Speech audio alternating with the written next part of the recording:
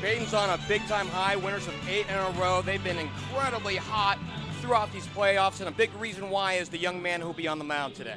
Yeah, Ryan Kirkendall's done great, and I hope he doesn't have the butterflies like you did before this one coming into this. But it's a big stage. Everyone knows it. First time Badin's been here since 2016, so it's been 5 years, and it's coming on the 25th and 30th anniversary of their 2 state championship wins out here at Akron. And it's been a while since they've played away from Columbus.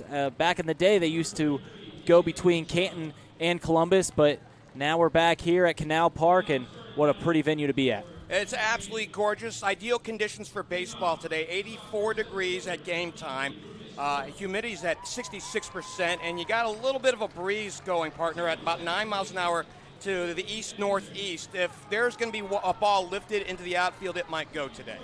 Yeah, I mean, it's going to take a heck of a poke to get out of a professional ballpark. You know, just looking around the field, it's 340 to the right field line. Can't exactly see the left field line, the dimensions, but 400 to dead center with a high wall. It's going to take some muscle to get out of it, but you know, both these teams have fantastic guys with a lot of bat speed and a lot of pop in their bat, so we're going to see some balls fly today. Well, you know, and speaking of that, real quick before we get to the starting lineups in this one, you do have an odd outfield dimension where straightaway center, or at least the deepest part of the ballpark, is a little bit left of center. It's got 400 marked on it right in front of a batter's eye, but it's the left part of the batter's eye there. So you've got an odd dimension here at the ballpark in a lot of spaces you had mentioned.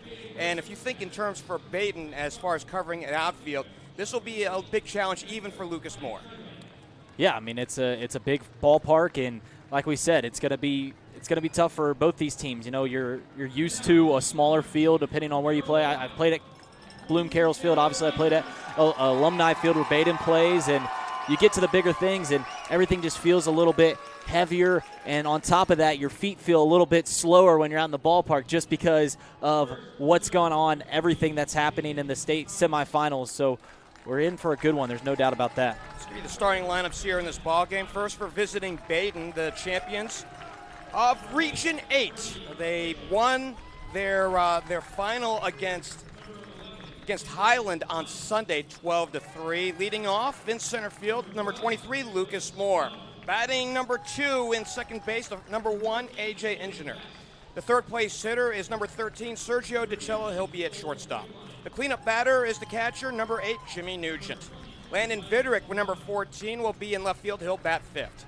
Batting 6th and at third base, it's number 10, Cooper Fear. Number 3, Ryan Kirkendall is the pitcher and the designated hitter today. He bats 7th. He wears number 3.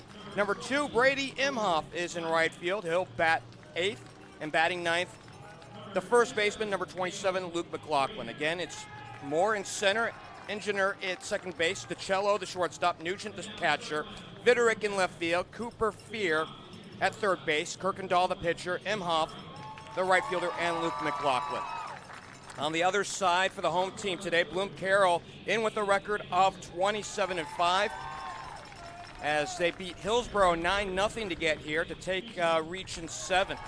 Leading off in at shortstop, number 21, C.J. Carmichael. Batting number 216 is Aiden Anderson. He's in left field. The right fielder bats number 3. He's number 2, Nick Feisel. Number 33, Joshua Moore is the DH, batting cleanup. Batting 5th is number 1, the catcher, Tyler Parks. The third baseman, number 9, Joe Winters, bats 6th. Batting 7th, number 17, KJ Benedict. He'll play second base. Number 5, Bo Wisecarver's in center field, batting 8th. And batting 9th, number 6, Evan Dozer. He's at first base. Once again, for Bloom-Carroll, it's Carmichael, the shortstop. Anderson in left, Feisel in right field, Moore, the DH, Parks, the catcher, Winters, the third baseman, and the bottom 3, Benedict at second, Wisecarver in center, and Dozer at first base. The starting pitchers here today, Ryan Kirkendall, who we'll see in the bottom of the frame, will go for Badin. And Logan Moore, the left-hander, will start this ball game for Bloom-Carroll as we wait here the nation's anthem.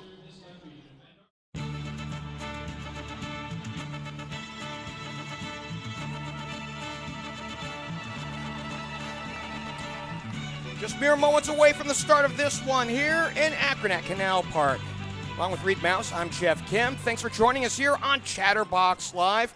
The umpires for today's matchup, Marvin Doyle has home plate. At first base is Matthew Kiner. At second base, Jeff Gorsuch. And at third base, Carson Dixon.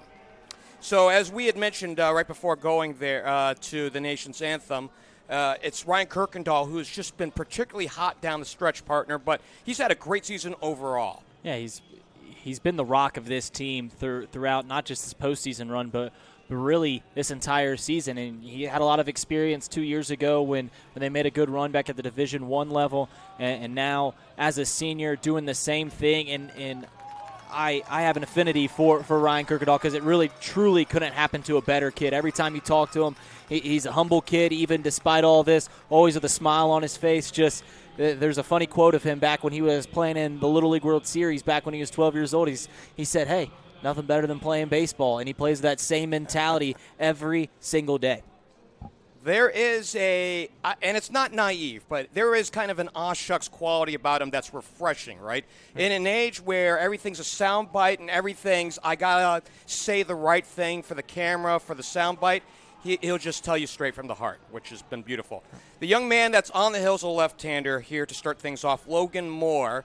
Moore wears number 7, and he's out there as both a pitcher and as an outfielder. Not an outfielder today, but in this game as a starting pitcher. 6-3 is his record. He's got a 2.14 earned run average. He has walked 12 batters and struck out 22. And, without knowing some of the other particulars, partner, you kind of get the feeling that he's a little bit more pitch to contact. Well, you're just looking at him out there. He doesn't have the prototypical stud pitcher build, sitting right around 6 foot tall. And really, Ryan Kirkendall doesn't either. But he is a little bit lengthy even with his smaller stature, but coming left-handed and, just by the way he delivers the ball really over top and kind of short arms it, but he gets just enough snap, and you just saw him throw a bender right there that it's going to give some fits to the left-handers in this lineup. And what better way to quiet this Badin Rams offense than to take out or at least get a lefty-lefty matchup on Logan Moore at the top of the order. Lucas Moore. The young man to look out for, and we'll see him in the bottom, in the bottom of the innings. Here's Josh Moore, his brother. And young man is the ace on the team in terms as being a pitcher, 9-0 this season. And I think they're hoping that if they win this one that he'll go on Sunday. He's also hit 7 home runs this year. So definite two-way player, and I think they're the backbone of this Bloom-Carroll team. Wow. So you see the little conference on the hill as Bloom-Carroll have the purple tops here today with the gold numerals and trim. They got the gold hats and the white pants. And it's the pinstripes, the good luck pinstripes right now for the Badin Rams as they're adorned in the green. And, I'm getting a look at right now at Brian Treadway moving to third base, and he's got the high socks on. Top 3 in the order here, Lucas Moore, A.J. Enninger, and Sergio DiCello. And here's Moore, lefty batter, checking in. Lucas, 5'11", 165 pounds, just a sophomore, lefty batter, righty fielder. 474 hitter, and he puts the first ball in play off the left side.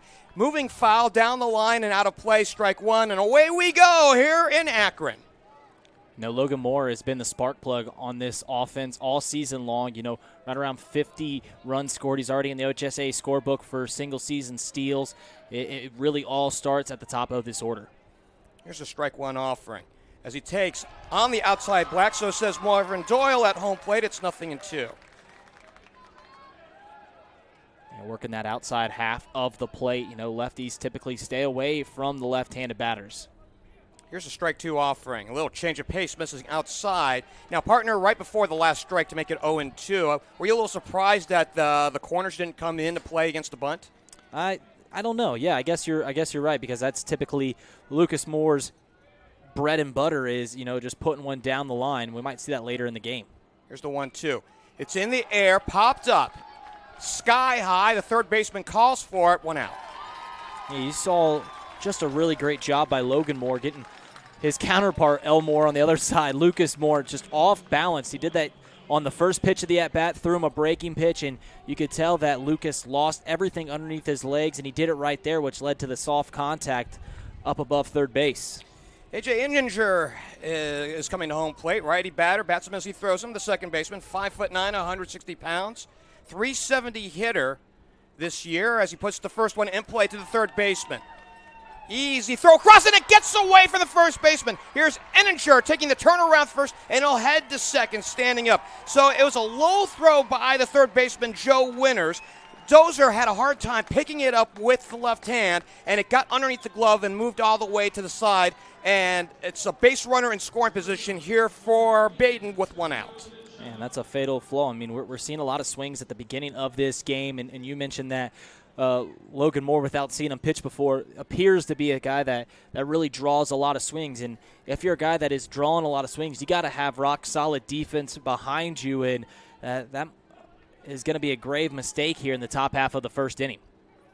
So here's Sergio DiCello, the third-place hitter in the lineup, wearing that lucky number 13, as he windmills that bat and puts it over his right shoulder. Bat cocks high as he takes the first pitch, and it's off the plate for ball one. DiCello to be followed by Jimmy Nugent. DiCello, a switch hitter, and anytime that you can turn a switch hitter over to the right side, they typically, historically have worse success from the right side of the plate. Big swing and a miss by DiCello, 1-1. 5'11", 190 pounds. Switch batter, as Reid mentioned, righty fielder. .435 hitter this year. He's hit a couple bombs. In fact, he hit a bomb against Highland that's still going, and he's driven in a team-best 35 runs. Well, we've already seen the bender against Lucas Moore, and I just saw a nasty changeup. He left it up there, but it still fooled Sergio DiCello on that last pitch. The look off second, and now the throw back to second and a head-first slide to reset the defense. In the outfield, Aiden Anderson in left, Bo Weiscarver in center, Nick Feisel in right. Third to first, Joel Winters at third. C.J. Carmichael, the shortstop. K.J. Bennett at second base. Evan Dozier is at first base. And you have Logan Moore throwing to Tyler Parks. And here's the pitch off the plate, a little breaking pitch, and it's 2-1.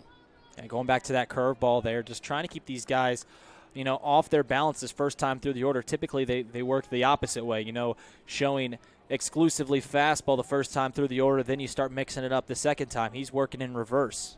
Field at normal depth against DiCello.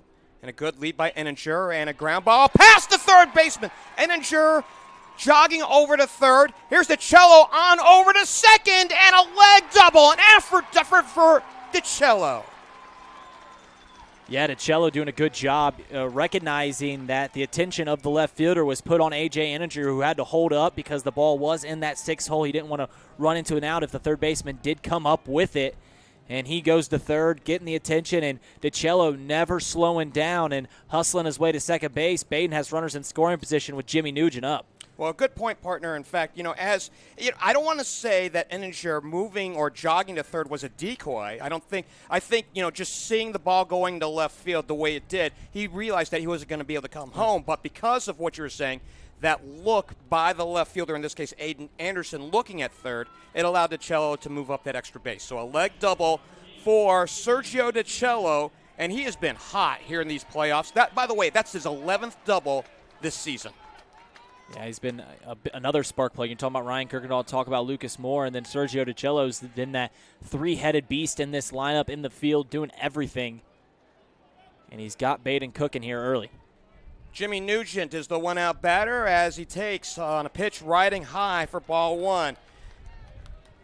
Nugent, the Penn State commit, 6'2", 190 pounds, just a junior, .442 batter, getting on base just under 56% of the time.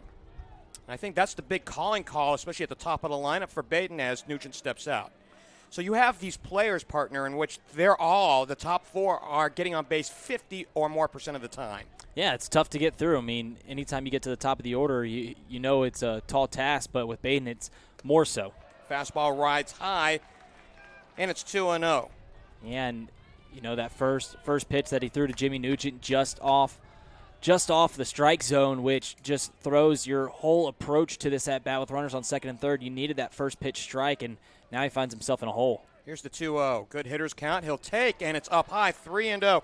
Well, he's very patient. In fact, we saw in the last game on Sunday, he walked not once, not twice, not 3 times, 4 times in that ball game to prolong innings. And that really, in that regard, I mean, forget about the extra base hits for a minute between some of the different players on Badin. The walks actually did kill or put Highland to bed. Here's the 3-0. And the fastball down below the knees, inside, and the bases are juiced. That's after you fall behind that first pitch and even falling behind 2-0, you start realizing, hey, it's not going to be the end of the world if we go ahead and put Jimmy Nugent on first base and load the base paths, and it looks like we're going to have a substitution already. Partner, I haven't gotten eyeballs on that, but I will tell you that Landon Viderick is waiting to check in at 6'1", 165 pounds, just a junior. 340 hitter is Landon. Now, he came out of the ball game as we're looking out towards right field and seeing look like a backup catcher going and a pitcher going to the bullpen. That's Josh Moore going out there. They got to stop the game because the bullpen's out in right center field to let him go warm up. You mentioned he's been the ace of this team, at least with a 9-0 record, appears to be that way. Well, they went with Logan Moore to begin this game, and now they're quickly realizing, hey, we got to get Josh on this mound before this game has the potential to get away from us. Badin has authored their fair share of blowouts here in this postseason, and Bloom-Carroll worried about it here in the first. Bases loaded to Viderick, and the first pitch on the outer half called strike. But in the same breath, it takes one pitch, right? With the bases juice, there's a lot of speed, both with A.J. Eninger and Sergio DiCello, but Jimmy Nugent isn't winning any gold medals at the Olympics, so you can turn too if you get a sharp enough ground ball. Here's a strike one offering from the left-hander, and it's fouled back just to our left, strike two. Viderick to be fouled by Cooper Fear, Chris's son. And Chris, thanks to Chris, by the way, for filling in your shoes for the regional, semis, and finals. He did an outstanding job with us. So strike two pitch with the bases loaded. Eninger over at third, DiCello at second, Nugent at first. And here's a strike two offering. Swing and a miss on the slow stuff, down and away. And that's the second out of this top of the first. Now we've seen both left-handers that have gone up there, both Lucas Moore and Landon Viderick, really struggle with the left-handed delivery. That is Logan Moore out there on the mound, just kind of looking clueless with their swings, not being aggressive, as we just saw that two-strike swing that Viderick just waved the bat right there, and now Cooper Fear is going to have to come up big with 2 outs. 6 foot tall, 170 pounds, a junior, bats him as he throws him, the third baseman today. 408 hitter, he's been hot down the stretch in his playoffs. First pitch to him, foul back to the screen, 0-1. Fear to be followed by the aforementioned Kirkendall. And right now, Badin's just trying to put a number up on the board. Give Kirkendall a lead, and he's done incredibly well with the early lead here in the postseason. Logan Moore taking his time on the hill. Still trying to feel the pitch with the left hand. Obviously now comes set. And deals. And it's fouled, put up, and the catcher going back towards the back of the screen. He gets it, and that's a side. The bases left loaded, and we're through 1/2 inning of baseball. Badin nothing, and Bloom-Carroll coming up here on Chatterbox Live.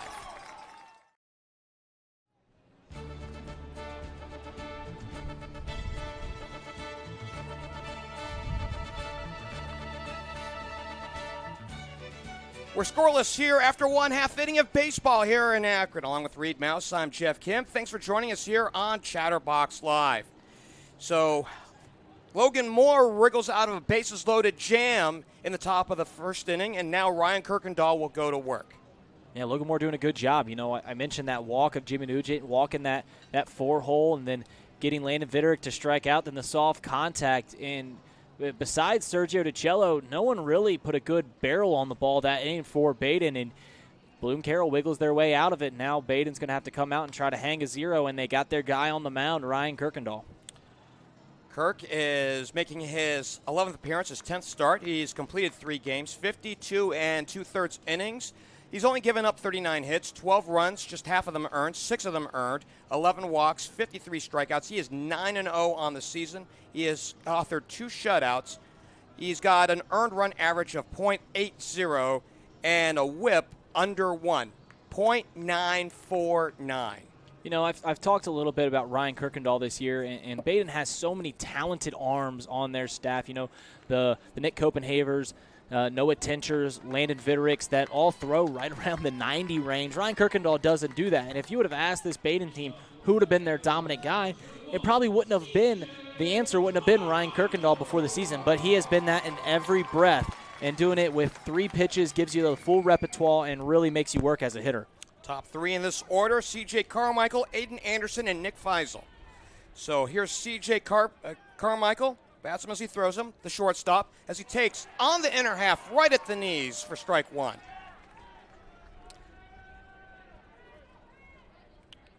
Kirkendall, quick working, sights a sign, and now let's fly with the 0-1 pitch.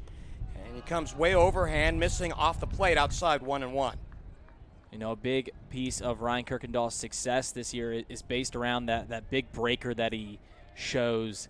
So we'll see if he gets that going here in the early going. And, a great stop. A diving stab by Sergio Gicello off to his right, 1 out.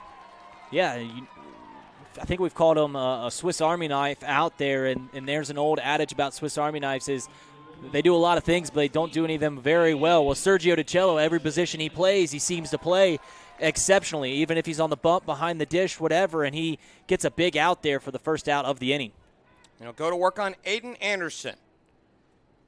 And the first pitch is a bouncing ball to first, and it's gloved by McLaughlin as he shovels to the pitcher. 1 pitch, 1 out. 2 down here in this home half of the first inning. Head coach is here for this one. Brian Treadway for Badin.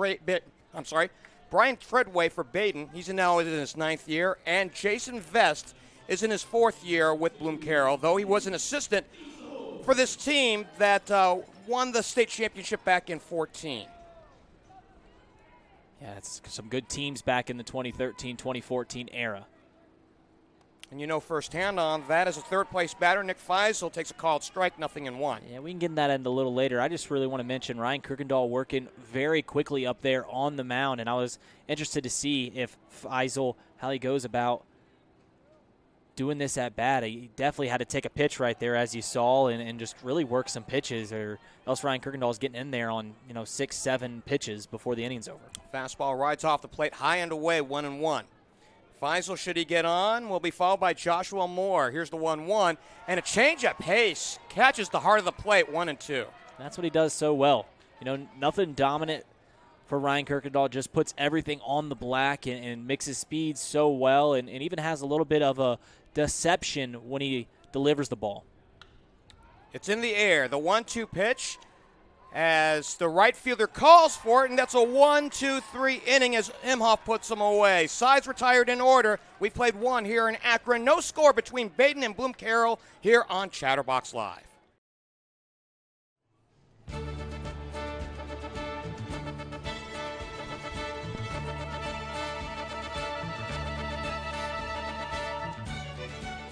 To the top of the second inning we go. No score here in Akron for the state semifinals here on Chatterbox Live.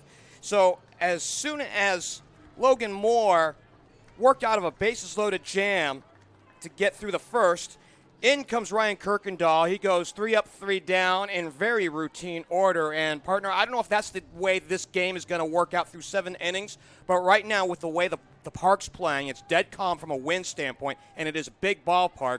Runs may be hard to come by here in this one. I don't know if runs will be hard to come by. Certainly the big fly will be an anomaly for this entire tournament. But I still think just with what we're seeing, some good swings from really both teams, even though Bloom-Carroll didn't get much in the bottom half, they still seem to have a notion of what Ryan Kirkendall was trying to do out there. We're going to see some runs plated. Kirkendall takes a called strike, 0-1, as he waits on the next offering from Moore, and a big swing and a miss. 0-2 for Kirkendall, who's hitting .353 this year. Hit a bomb. An absolute bomb to left. It was a towering shot down the line over at Mason to really punctuate and clean up the scoring in that game against Highland on Sunday. Strike 2 offering is down in the dirt. It bounces right in front of Kirk, right on the inside half of the plate. 1-2. Was trying for that same pitch. The first pitch was the fastball over the plate. Kirkendall just missed that one. Then he had a beautiful breaking pitch that broke towards Kirkendall's back foot. Kirkendall calls for time. And he tried it again on the 0-2, tried to put it in the exact same spot. And if you can get it there, it's so tough for a right-hander to really get any kind of contact on that sort of a pitch. Here's the 1-2, and it's in the air to left center field. The center fielder calling for it. Moving over a couple steps is Bo Wisecarver, one down. And it's pulling over the plate. Kirkendall, didn't miss it by a whole lot. The barrel just happened to get underneath it and set it right towards the center fielder. Brady Emhoff at 6 foot tall, 165 pounds. A junior steps in. 329 hitter. Has driven in 13 this year. Stolen 19 bases. Righty checks in, and he takes the first one as he bends inside to take it on the left shoulder. So one pitch and a base runner here with one down here in the top of the second inning. Brady Emhoff's been kind of an unsung hero for Badin this year. All these different players that have come up big. We talked about the Kirkendalls, the Cellos, everyone. Brady Emhoff's been in that lineup every single day, maintaining that right field and anchoring the bottom of that order, turning it over for the top half, and he gets on base for the 9-hole. Luke McLaughlin's in that spot as he checks in, and the fastball high and away for ball one as Emhoff was not going. We had mentioned that Brady has 19 stolen bases on the year, and as a team, this is a team in Badin, the Running Rams, who have 216 stolen bases.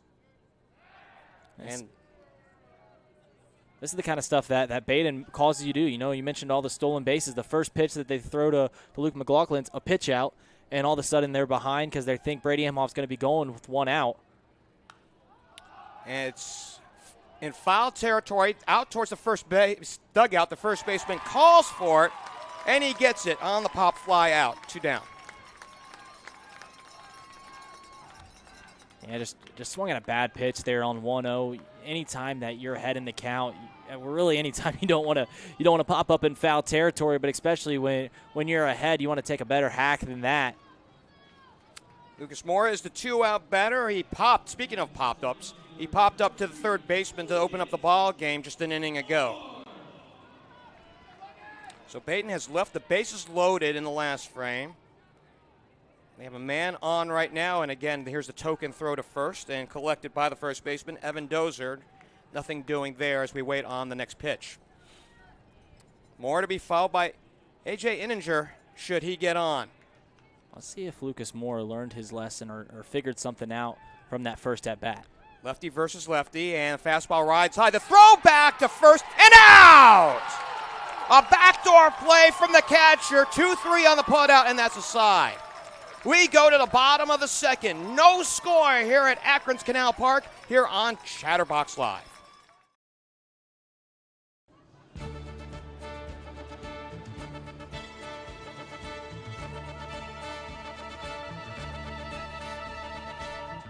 It's the road to Akron here on Chatterbox Live, along with Badin's favorite son, Reid Mouse. I'm Geoff Kim. Thanks for joining us here for this one. Through 1.5 innings of this one. And the last inning didn't end exactly the way Badin thought it would. They did catch Brady Emhoff leading to end the frame as they go to work here defensively here in this bottom half of the second here. And in the first inning, it was the ace of this staff, Ryan Kirkendall, dealing, mowing them down in order, and we'll see what he does here going against their top threat in Joshua Moore. It'll be Moore followed by Tyler Parks and Joe Winters.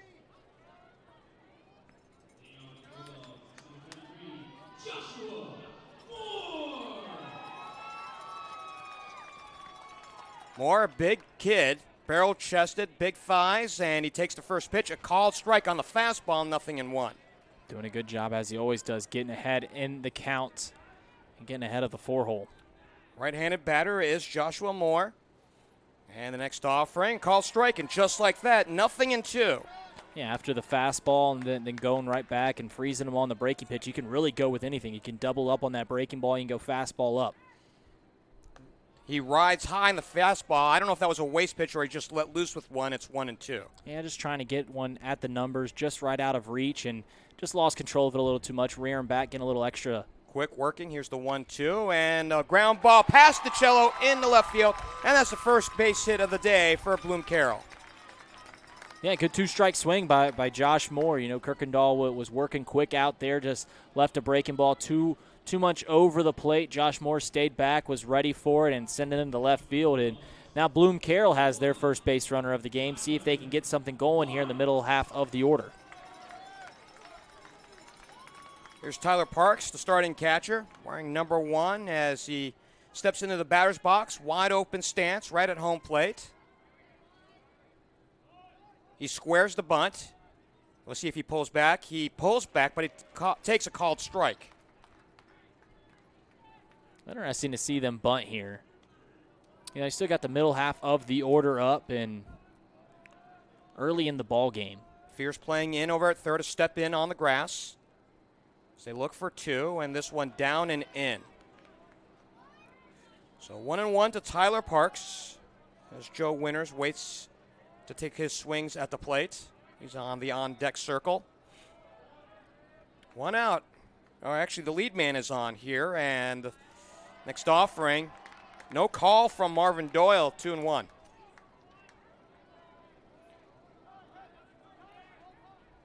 Time call by Parks. We had mentioned about how good Badin is, in pilfering bases. Again, 216 coming into this ball game. That's a team that hits 368. I wish I could tell you numbers on Bloom-Carroll. Simply, there are none to be given. Right. Not everyone is as endowed as Southwest Ohio is with their conference websites. A clean base hit right up the middle, and the first 2 are on as Parks singles into center. That's hit number 2 for Bloom-Carroll. So back-to-back hits to begin this second half of the second. He worked quickly through that top half, but, getting a lot of swings as we saw with Logan Moore on the other side. Ryan Kirkendall draws a lot of swings just with his stuff. And, when you're leaving him over the plate and you're facing good teams, they're going to make it hurt. And he's got to work himself out of a jam now, and I likely see a Bloom-Carroll bunt now. In the game against Wyoming last Saturday, the 5-0 win, Kirkendall went the distance, but he had his biggest trouble in that game in inning number 2. And a fastball right at the knees on the inner half. It's 0-1. 0-1 to Joe Winters. KJ Benedict waiting on deck. The first 2 have reached here in the home half of the second. No score here in Akron. The check of second. And another look back that way by Kirkendall. Now he comes plateward. Bunt shown. Over to first base. It's a good one, and Kirkendall will take it himself, and out! So the first baseman, McLaughlin, got out of the way thinking that Kirkendall would take it. Kirkendall might have been the surprise for about a half second. He ran over, picked it up on the dead run, and stepped on first about a half second right before Winters did. 1 down. Badin does a really good job at practicing those exact plays between the first baseman and pitcher. They're both supposed to be converging in on it, and if the pitcher gets it on his route there, he should pick it up. But Luke McLaughlin, he was just way too timid out there and didn't come in and almost made a much easier play become a bang-bang play out at first base. Luckily, they still got the out. Got a conference out on the hill. As the whole infield came in, runners at second and third, just a reset. Josh Moore got a hit on a 1-2 pitch to open up the second frame, and then Tyler Parks on a 2-1 pitch singled right back up the middle. And then on the dead run, it was Kirkendall beating Winters to the bag over at first, and that moved up the runners, not exactly what you would call an intentional sacrifice. In fact, Winters very nearly made it bases loaded with nobody out. So I wanted to go back, partner, while we do have this break. Kirkendall had his biggest opposition, or at least, he had his tough moment of the ball game in the second inning of the Wyoming game, 5-0, where he had a runner on third with 1 out, and he was able to get a ground out and a strikeout to end that threat. Here you got something, I don't want to say it's similar, but if history has repeated itself, he had a clean inning that game against Wyoming, and then he had the second inning trouble. He's seeing something here, so there might be something to the notion of a second inning jam. We'll see what this hitter does here with this first pitch he sees. KJ Benedict takes, missing off the plate. It's ball 1. That's a great take by KJ Benedict. Oftentimes hitters get in the box, a state semifinal game, runners on second and third. You want to be the hero. You're so amped up in there that you're swinging at anything that they deliver there. Good job by Benedict laying off that and getting himself in a hitter's count. Legs spread apart, right-handed batter as he takes down below the knees, 2-0. So we saw Badin get second and third with 1 out in the top half of the first inning. walked the guy to load the bases, then worked themselves out of a jam. Badin falling behind 2-0 here and facing 8-9 on deck. It wouldn't be the end of the world if they walk Benedict here. 2-0. Fastball off the plate, and I would imagine you give nothing good here on 3-0. Well, Benedict's not going to be swinging here either. So you're still thinking a competitive pitch here on 3-0. And here's Treadway just gonna intentionally walk Benedict here down 3-0. Doesn't even want to give him a chance. So the good news is you've got an out at every base. The bad news is you got somebody on the base pass on first, second, and third. Yeah, you never want to be giving free bases to anyone, but sometimes it strategically makes sense. And right here, a hard ground ball gets Badin out of the inning. We've seen they have the talent to turn a even harder double play inside that infield. They just need a ground ball to be induced. Bo Wisecarver is the one out batter with the bases loaded. So both teams have had opportunities with the bases juiced. Infield playing at normal depth. Outfield slightly to pull on the right-handed batter. And a little look over at third as the right-handed pitcher steps off the rubber. We had mentioned that Kirkendall had a 5-0 shutout in his last game against Wyoming last Saturday. Here's the pitch. Fastball on the inner half, right at the knees. It's strike one. Good bender there to start that at bat. Once again, he's his best pitcher when he's getting ahead of these hitters. And in the jam he's in right now, he couldn't fall behind. Just couldn't. Taylor-made two would be great right here with a called strike. Nothing in one. And again, the step off here by the right-hander Kirkendall. So he allowed 3 hits in that game against Wyoming. A walk, he struck out 5 in that contest. And again, he's been on a roll. I think his earned run average these playoffs, .67. And the bunch shown, and Kirkendall will come home with a force out. So you saw Ryan Kirkendall, the pitch before that. He stepped off to third base. That was to nothing more than just to see if Wisecarver was going to be showing bunt here, even with the bases loaded and 1 away. And they didn't see anything, went right back to it, and they did it anyways, and just doing a good job. Kirkendall, a great fielder in himself, athletic enough to come in, make that play. So to reset on the outplay, the fielder's choice goes 1-2 on the force out. Moore is knocked off the base pass as he is out at home. And Parks is the runner at third. Benedict at second. And Wisecarver, who tried to lay that down on the squeeze, is over at first. So the base is still loaded with 2 out. And the first pitch off the plate, just a hair downstairs, down and away for ball 1 to Evan Dozier, the first baseman, the 9-hole hitter.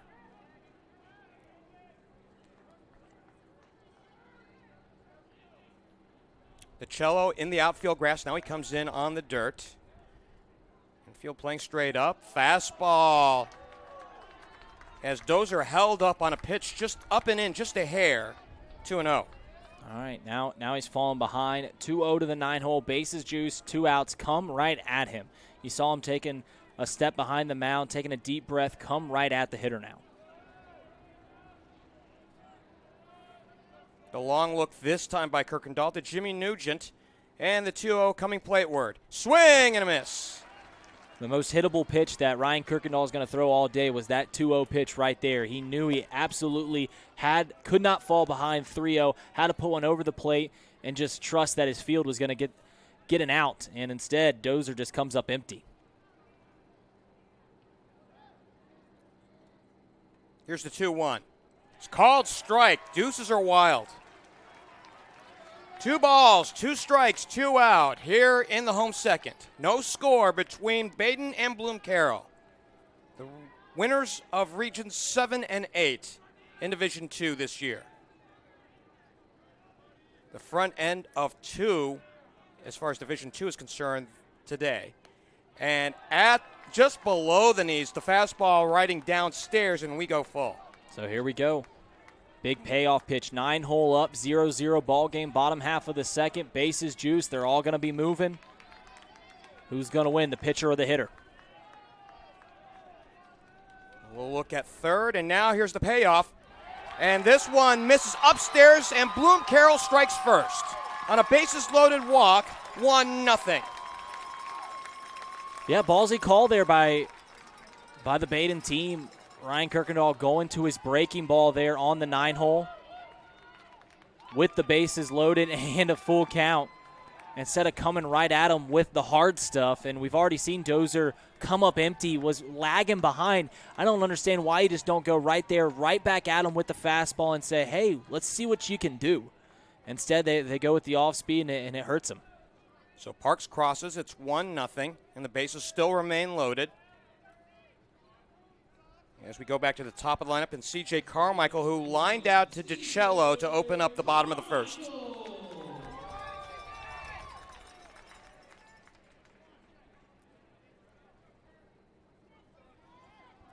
Shortstop, 6'1", 170 pounds, just a junior. Hit .459 this year. He's committed to Penn State as he takes the breaking ball off the plate for ball one. So it makes me wonder if at some point, if Carmichael and Jimmy Nugent were able to say hello to one another because they're both going to the same place. Right. Well, they're certainly getting a chance right now in the batter's box. Here's the ball one pitch. Foul back, we even up. Should Carmichael get on, it'll be Aiden Anderson for a second time in 2 innings. Yeah, after a painless bottom half of the first inning for Ryan Kirkendall, Bloom-Carroll's pushing him to his edge right now and turned over the lineup with big implications here. Here's the 1-1. At the knees, a called strike. Beauty pitch on the inner half, 1-2. Now, Ryan Kirkendall has gotten a lot of hitters to 2-strike counts. He hasn't been able to get that strikeout pitch, that out pitch.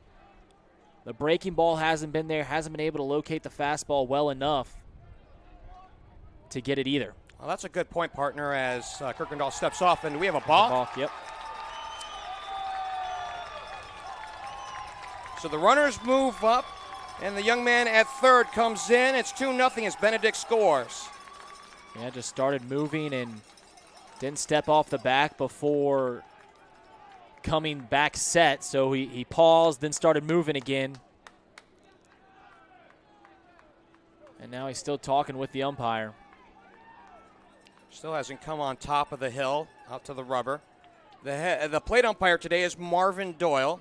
And, in fact, he's holding court right now just outside the left-hander's batter's box, and now he dons the mask, and we get back to action. He's telling him that the count's going to be 2-2 now, making sure everyone's on the same page. 2-2 the count to C.J. Carmichael, and he checks his swing on a pitch down low, and he holds up 3-2. So I think the notable thing, and I think I saw on Carmichael, that he only struck out twice this year. Tough out. You don't get calls from the Nittany Lions unless you got a good bat. Here's the payoff. Fastball off the plate upstairs. Now I think we had the account readjusted. It's now 3-2. Okay. So Doyle resets the count for us here up high. 3 balls, 2 strikes. Now he does have first base opening. A walk here is still better than a base hit. Here's the payoff, and a line shot in the left field base hit. Collected by Viderick. In comes the third run in Wisecarver, 3-0 Bloom-Carroll. No, good job. You mentioned 2 strikeouts all season long. You probably that wasn't going to be in the cards. And he just does a good job ripping one into left field. Great job by this bottom half of the order to turn it over for their big dogs. You go back to Evan Dozier, who was the 9-hole. He had a full count, and they went with the breaking pitch. Didn't go right at him, and that's what scored the first run. And here we are still with Bloom-Carroll threatening in a 3-0 ball game. So here's Anderson for his second plate appearance in 2 innings. Grounded out to McLaughlin for the second out in the bottom of the first inning. So runners on the corners. Dozier at third. Carmichael at first. And the first pitch. Ball 1. Anderson to be followed by Nick Feisel. 3 have crossed here in the home second. Got to kill the damage. You got to rip it off, rip off the Band-Aid, and get back in that dugout. Shows bunt, pulls back. Down and away, 2-0.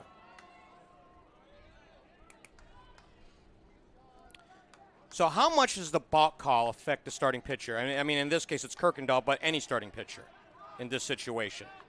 Well, I mean, yeah, you bring in another run, and instead of being 2-0, or you just bring in another run with the bases juiced, and it kind of gets in your head. Shows bunt, and the fastball with a little extra on it, 3-0 as it misses down and away. Well, the reason why is I don't want to say that it's in Ryan's head, but it might be in Ryan's head right now. Well, I think just everything that's happened this inning, he can't find a way to get a strikeout besides getting guys in 2-strike counts, and then he's fallen behind the top half or the bottom half of the order and just not being as accurate as he typically is. So the get-me-over fastball on 3-0 is 3-1, right through the heart of the plate. But Aiden Anderson's got a hitter's count right here with the count advantage. And it's fouled back just to our left. And we go full. Our broadcast position, we're located on the third baseline, out on the inner half, out towards home plate. So Reid and I have a great view on balls and strikes, but one down into the left field corner might be problematic. Here comes another big payoff pitch. Runner going. Kirkendall steps off, and now he's got the runner trapped. And now the throw on home, and Nugent is out. A delayed call by Doyle as the man at third base, Dozier, came on in. A little indecision, but the out call by Doyle, and that's a side. But 3 cross here in the home second, and after 2 here in Akron, a brand new score. 3-0 Bloom-Carroll here on Chatterbox Live.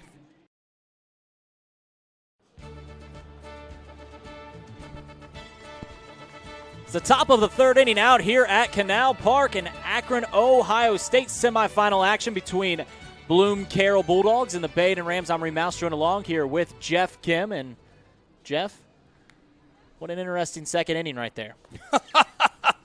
Well, I think the last thing we expected was Ryan Kirkendall to balk in a run. But that's what we saw here in that inning that plated 3. And you consider, Kirk had been just incredible in these playoffs. And, mind you, he is human. We're all human in this. But, when you come in with an ERA in the playoffs of .67 and you see 3 given up in the frame and you're not striking out at anybody, right now the Bulldogs are not afraid of him. Right. And Logan Moore, who's been on the mound for Bloom-Carroll, had an audacious start in that first inning, came back and was a little more successful in the second inning, but Badin still has put some pressure on them offensively, and they're going to turn the lineup over with Lucas Moore. So Lucas versus Logan Moore right here. Lefty on lefty. Lucas flew out to third base his first time up, and he's going to take a fastball, missing upstairs. And, of course, he was at the plate on a caught stealing by Emhoff in the last frame.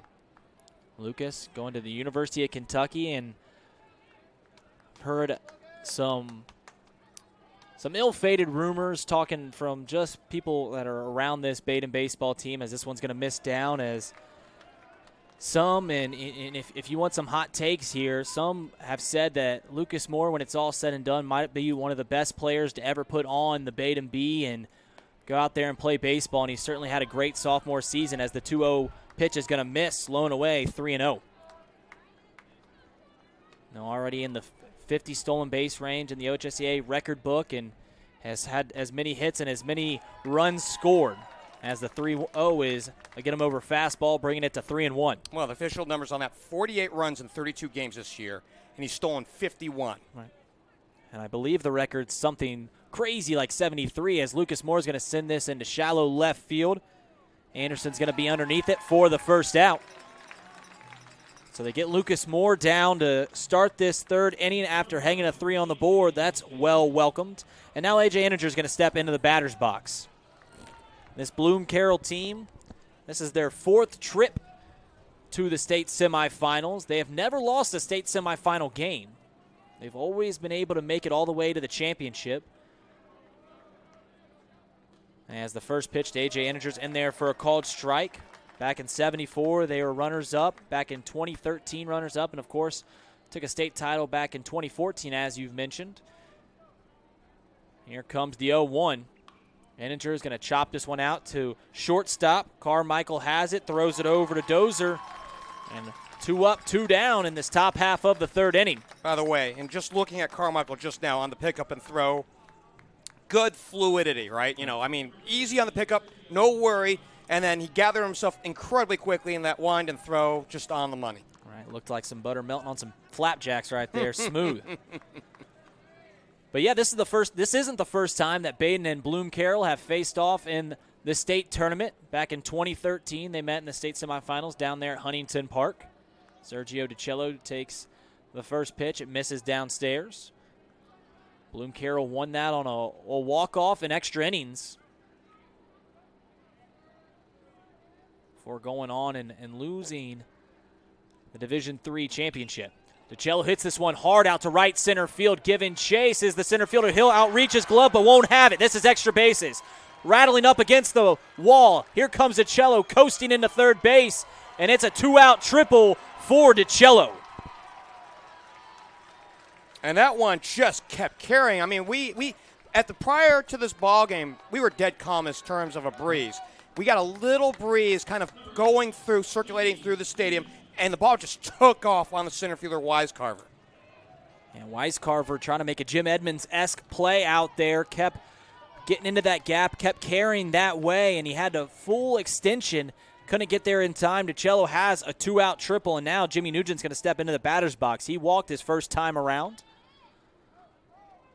DiCello, he's 2 for 2 on the day. A single and that triple. See if Nugent can get in DiCello and hang one up on the board here in the top half of the third inning. First pitch is going to miss, low and away. 4th triple of the year. By the way, you counted that first hit as a single and not a double because of you see that as an error mentally on the left fielder, right? I guess I just kind of figured that something else hanky happened there as Nugent's going to send this one out to deep center field, but Wisecarver's going to be underneath it for the 3rd out of the inning. And we're heading to the bottom half of the 3rd. Though Sergio DiCello has a 2-out triple, they don't get him across. We'll see what Bloom-Carroll can do in the bottom half. Stay tuned. You're listening to Chatterbox Live.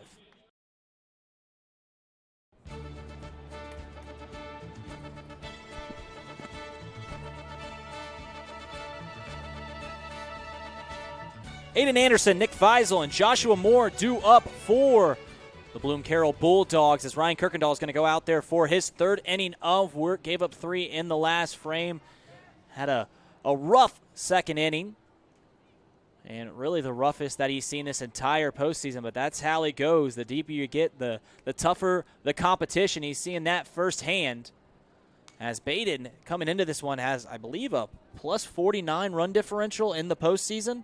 Yeah, that sounds right. And so I think it's right around those marks. Has run ruled every game but 2, and it was both the regional championship games, a 5-0 and a 12-3 game. So we're going to see Aiden Anderson. He'll step in. He was up last time. On the topic of a differential, right? Plus 158 on the season. As this one's going to be chopped over. A.J. Eninger, first pitch, first out here in the bottom half of the 3rd inning. So the first pitch, swinging, has 1 out on the board, and now we're going to see Nick Feisel. He flew out to right field his last time up. By the way, the calling card in that game, that last game that Kirkendall had that shutout against Wyoming, 8 first pitch outs.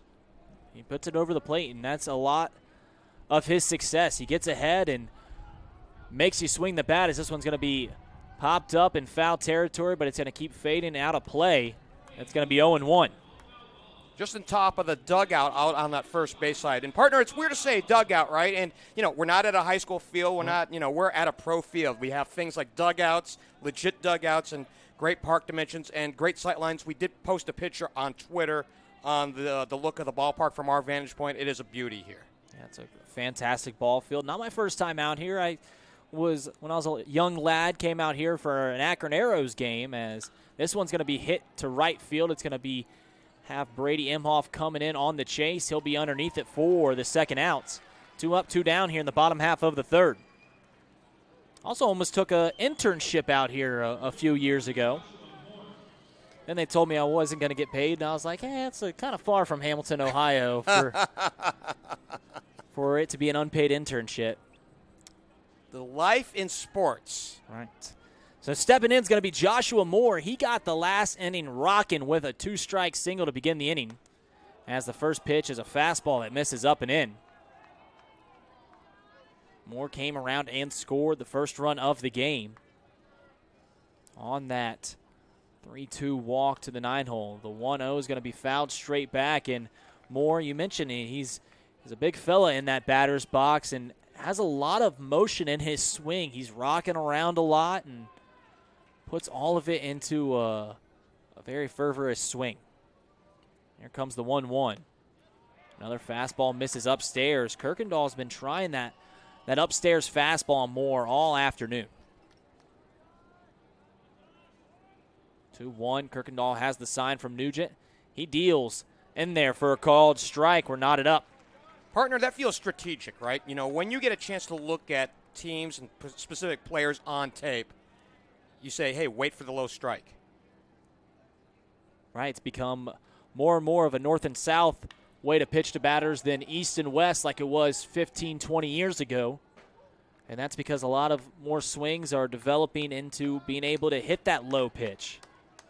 For the longest time, that's what pitchers were looking for, and it still is a great tool to be able to hit that string on the bottom half of the zone.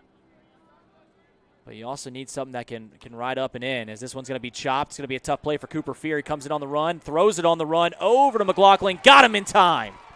1-2-3, bottom half of the third. Ryan Kirkendall comes back and hangs a 0 in the frame. Due up for the Badin Rams will be Landon Vitterick when we come back. Stay tuned. You're listening to Chatterbox Live.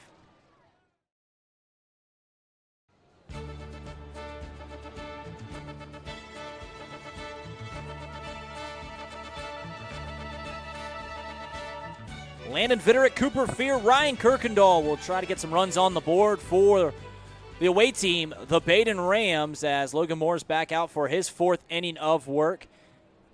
Has had a base runner on every inning, but really has only seen a lot of pressure in that first inning when the bases were juiced with 1 away, and worked himself out of that jam. Then both the last 2 innings has given up a 2-out base runner before retiring the 3rd out. So we'll see what Landon Vitterick can do. He came down swinging his first trip up. He was the 2nd out in that first inning.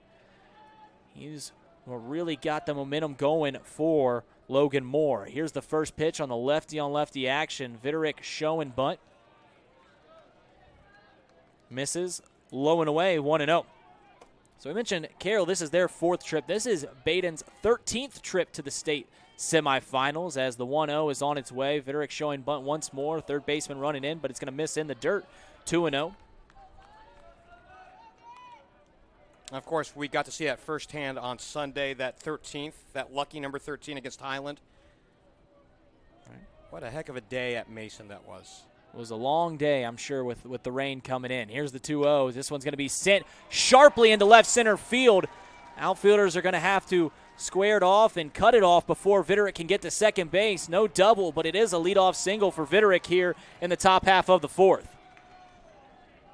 And partner, that's the good sign, right? The leadoff man in the inning getting on. It's not like a situation in the case where we've seen the last couple of times, 2 outs, and you see DiCello, getting hits. It's your leadoff man who's getting on to set up things up. It's their first leadoff base runner of the game. As now Cooper Fear is going to step into the batter's box, and third baseman Winters is playing deep in on the grass. Not going to let Cooper Fear get on easily. They try the runner over at first, but here comes the first pitch of the at-bat. He's at the belt, slide steps, misses downstairs. It's 1-0. And I got an eyeful of Joe Winters down at third, way in on the grass. I mean, we're talking good 5 feet. Now he's backed off a skosh, but he's still in on the grass. Yeah, even where the cutout came in, he's still coming in 3-4 feet, and Logan Moore throws another one over to keep close tabs on Landon Vitterick. Nothing having. So it'll stay 1-0. Well, the thing is, again, to your point, right, at the cutout is where he's starting. He's not playing towards the line. He's in on the pitcher. The 1-0 misses upstairs. It's 2-0. So going back to Badin's tournament runs, their first one came all the way back in 1975 where they were state runners-up. Pat Krecky, who was just named the head basketball coach, was the leadoff man for that team, as this one's going to be chopped over to Winters. They got a chance for two. Can't field it cleanly. He'll throw it over to first. And they'll get the out, but Viderick moves up to second base for the first out. Well, it did look like it was tailor-made, but Joe Winters over at third, he kind of going to his left, couldn't get the ball out of his glove, and when he tried to put it in his throwing hand, he just didn't have anything kind of grip on it, and at that point, the runner at second safe. Looks like we might be getting a substitution here of some sorts, or maybe just the second baseman was running in from the outfield. But yeah, Winters, it looked like he almost tried to flip the ball up into his hand instead of fielding it straight out of there. And his second miscue defensively today, though that one not nearly as important as the first one. So now Ryan Kirkendall will step in with a runner on second base and one away. And while that doesn't go down as an error, partner, I mean, those are big because you do have a runner now in scoring position. So this one misses upstairs. So we mentioned Badin's two state championships, 1991, 1996, and we mentioned how the state tournament's not being held in Columbus. Both years that they won the state championship, those were being played up in Canton. So if you're superstitious, it's a decent sign for the Badin Rams as this one misses, as they've got nada happening down there in the capital of our fine state. It's 2-0 to Ryan Kirkendall. Good ballpark in Canton? I believe it was Thurman Munson Stadium, which might have been a small professional team at some point or another. As this one's going to find the strike zone, making it 2-1. And out of the 10 other times that they went to the state tournament, 8 of those 10 times have ended either in a walk-off win for the other team or extra innings loss. So it's been a tough road out here when Badin gets this deep. That is feast or famine for sure in the hardest way. 2-1 the count to Kirkendall. This one's going to be chopped over to Winters. He's going to go down the line, checks on Viderick. Viderick's going to move. It's going to be a tough play at first. Kirkendall doesn't beat the throw. Second out, but Viderick does move his way over enough 90 feet. As now we're going to see Brady Imhoff with 2 away and a runner on third, just like we saw last inning. You a little surprised that the Rams haven't been able to string together hits? Logan Moore's done a really good job, and I noticed it. But yeah, typically they've come. You mentioned feast or famine. They've been a lot of feast recently, and they have just not been able to string a whole bunch. And that's just a lot because of what Logan Moore's been able to do with his off speed. He's got both that changeup and that big bender from the left side to keep you off time. As after the first one misses, the 1-0's in there for a called strike on the fastball. Brady Imhoff, he was hit by a pitch his last time up, then thrown out on the base paths. He's trying to plate the first run of the game for Badin here in the 4th inning. Or comes set. Here comes the 1-1. This one's going to be sent out to center field. He's going to go back on it, but he'll have it as Wisecarver came underneath it. The ball just ran out of steam in this big ballpark. And it's still 3-0 as we're going to head to the bottom half of the 4th inning. Due up for Bloom-Carroll is the middle of the order. Stay tuned. You're listening to Chatterbox Live.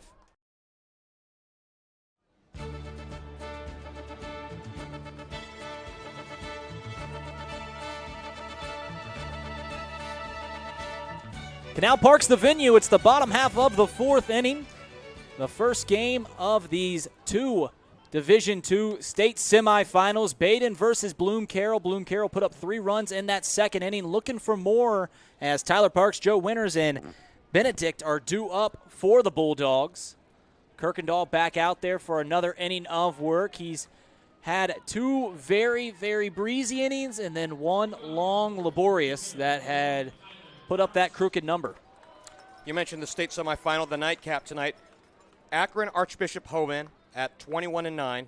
They're the winner in Region 5. The Region 6 champ is Vermilion at 26-6. And they have the nightcap tonight at 7. Breaking balls in there for a called strike, but Hoban and Vermilion, both very good programs. Hoban has won their share of state titles, and not just hardball out here, but football, basketball, pretty much take your pick of the litter. As here comes the 0-1, as this one's going to be chopped in the 6-hole. DiCello in the hole. He's going to have a strong throw over to first and makes the play. Had to field the 6-hole as that one slipped by Cooper Fear, who was playing up. Strong throw over to first to McLaughlin. And they get the first out of the inning. And what a big first out that was, as Joe Winters is going to step into the batter's box. Partner, that was a beauty, ranging well over to his right. I mean, that's a half dozen steps. And then to have enough mustard on the throw, that was a beauty, and he did have him by a step.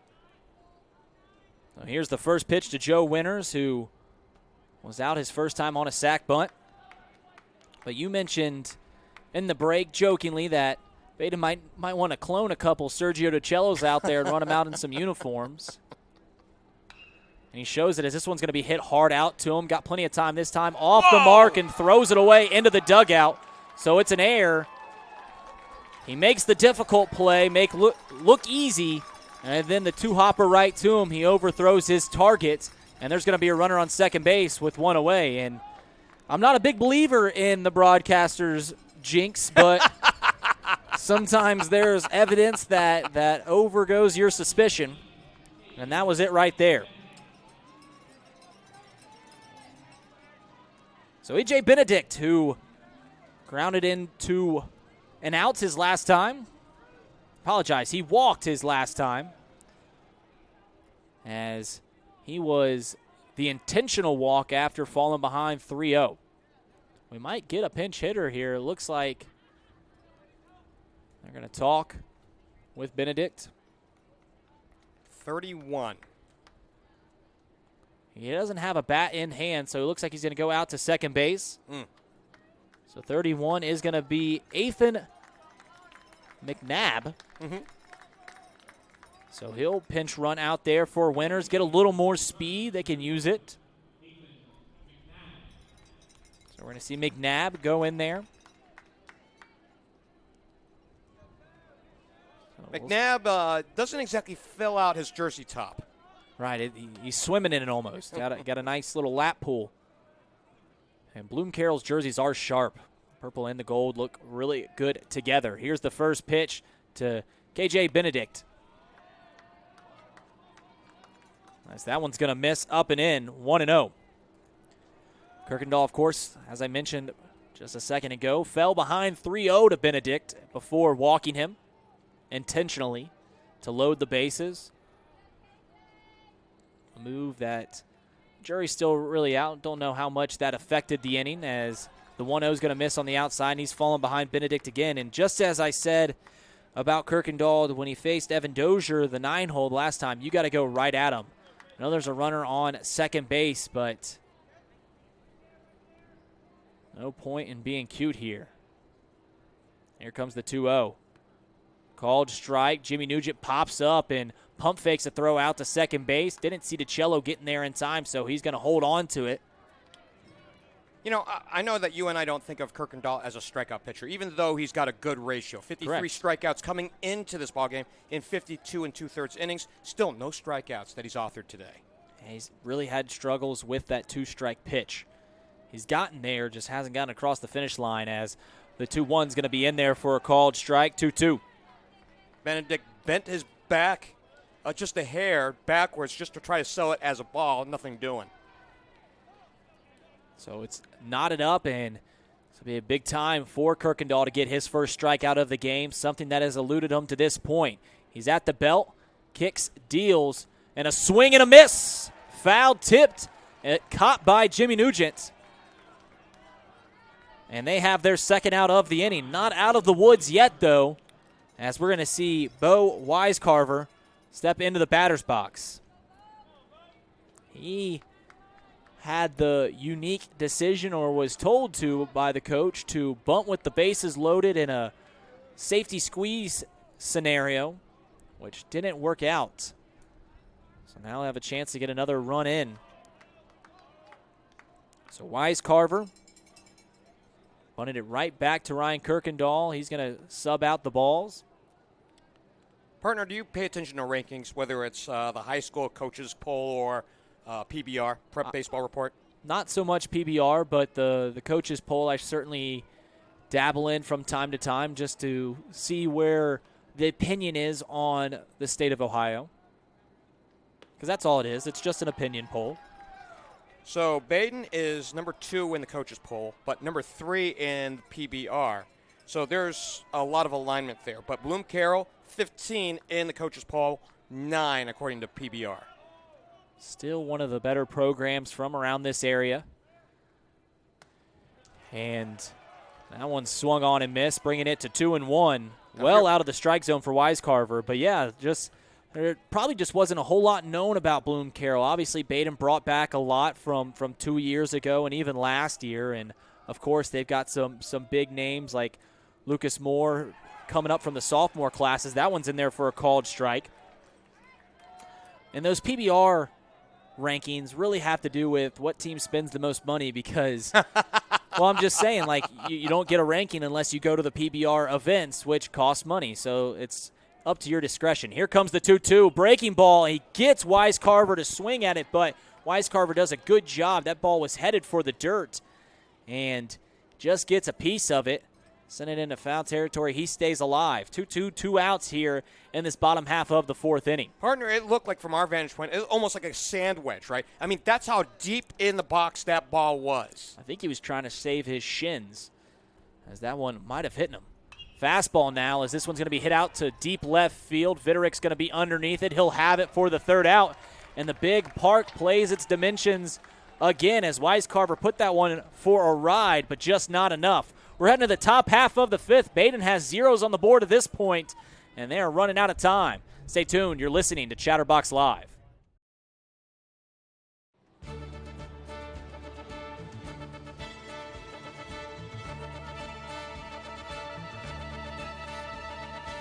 It's the top half of the 5th inning out here in Akron. 3-0 our score. Badin's got 9-1-2 up. Luke McLaughlin is going to lead off. Logan Moore back out there for another inning of work after the tough start in that first inning. Has been rock solid the last 3, trying to do it again. And it's not without note that this is the first state championship, first state tournament held in 2 years. So it's been a while. This was held here 2 years ago. The Division II champions were the Chaminade Julian Eagles, so a GCL rival of Badin's. Trying to keep it in the league here if they can find a way to come back and then win the championship game. Partner, after this next pitch, I want to make a note about McLaughlin. McLaughlin pops this one up into shallow left field. Coming underneath, it's going to be Anderson, and he'll certainly have it for the 1st out.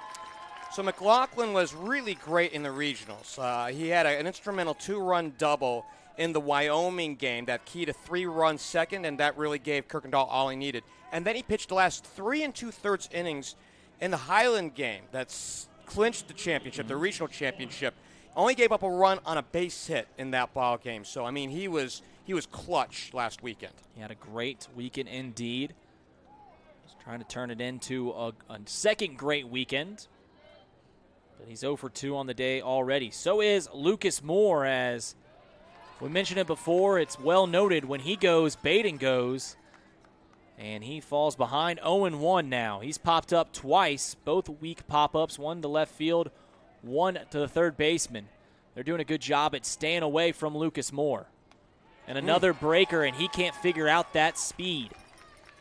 I don't know if he's not seeing the spin right off the rip, but when he does, he's off time and at the front of his heels, and now he's going to go talk to Coach Treadway as he falls behind 0-2.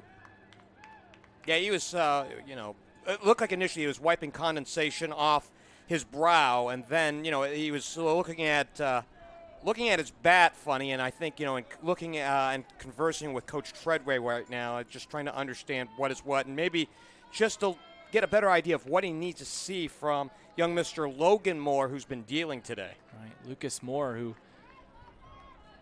of note hasn't tried to put a bunt down, which has kind of been his bread and butter, but what's interesting is he went to talk to Treadway. That doesn't happen often. 0-2, and he just looks lost up there as he just waves at an outside fastball, comes up empty for the second out. But yeah, typically he went over there to talk to Treadway. Typically it's the coach telling you, hey, come here, come here. The hitter's normally in the zone. He's ready, locked and loaded. But Lucas Moore, of note, just seemed to not feel comfortable in that batter's box at all today. But A.J. Inninger is going to step in with 2 away here in the top half of the 5th. Logan Moore dealing. That breaker is going to miss upstairs. A.J. Inninger is 0 for 2. He reached aboard an error in the first inning, then grounded out to Carmichael his last time up. He takes the 1-0 for a strike. It's 1-1. Where that strike was here, partner, that lower quadrant in the right-hander's batter's box, that's been his favorite spot. Right. This one's going to be in the dirt as well. 2-1. And he's throwing almost exclusively junk here with 2 gone in this 5th inning. Nothing but benders to the right-handed swinging A.J. Inninger. Here comes the 2-1. And that one misses as well. 3-1. Inninger looks down the line to head coach Brian Treadway. Didn't see any signs be put on. Here comes the 3-1. Inninger awaiting. That one's going to miss. It's going to be a 5-pitch walk to bring up Sergio DiCello. And though it's with 2 outs, they got the right guy at the plate with a runner on base. He's 2 for 2 with a triple. And depending on the scorebook, whether it's a bad scorebook like Geoff's or a good one like mine, a double single. He reached second. So here comes the first pitch as that one's going to be taken for a called strike. Great pitch by Logan Moore after working away to the last few hitters. Comes right in on the inside half and gets ahead of DiCello. DiCello's been on a tear this postseason and really the final month of this season. Here comes the 0-1. Swung on and missed, and he's got him off time as well. Another big bender. And just by the way Logan Moore delivers the pitch, it hides the spin and the rotation, or at least the arm slot, until the last second. A.J. Inninger got a healthy lead over there at first base. It wouldn't be a bad decision to go with 2 strikes if you want DiCello to lead off the next inning. Going to hold him there. DiCello pops this one foul. I think it's going to run out of room, and it will. We'll do it again at 0-2. But there's worse batters you can have to lead off an inning than DiCello. Especially with his speed, too. I mean, he is a stolen base threat when he gets on. Or you put A.J. Inninger in scoring position, one or the other. The outfield shaded a little bit to the left. Right fielder playing almost in the gap, and they're going to check on Inninger over at first base. One thing that is of note, Logan Moore is a lefty.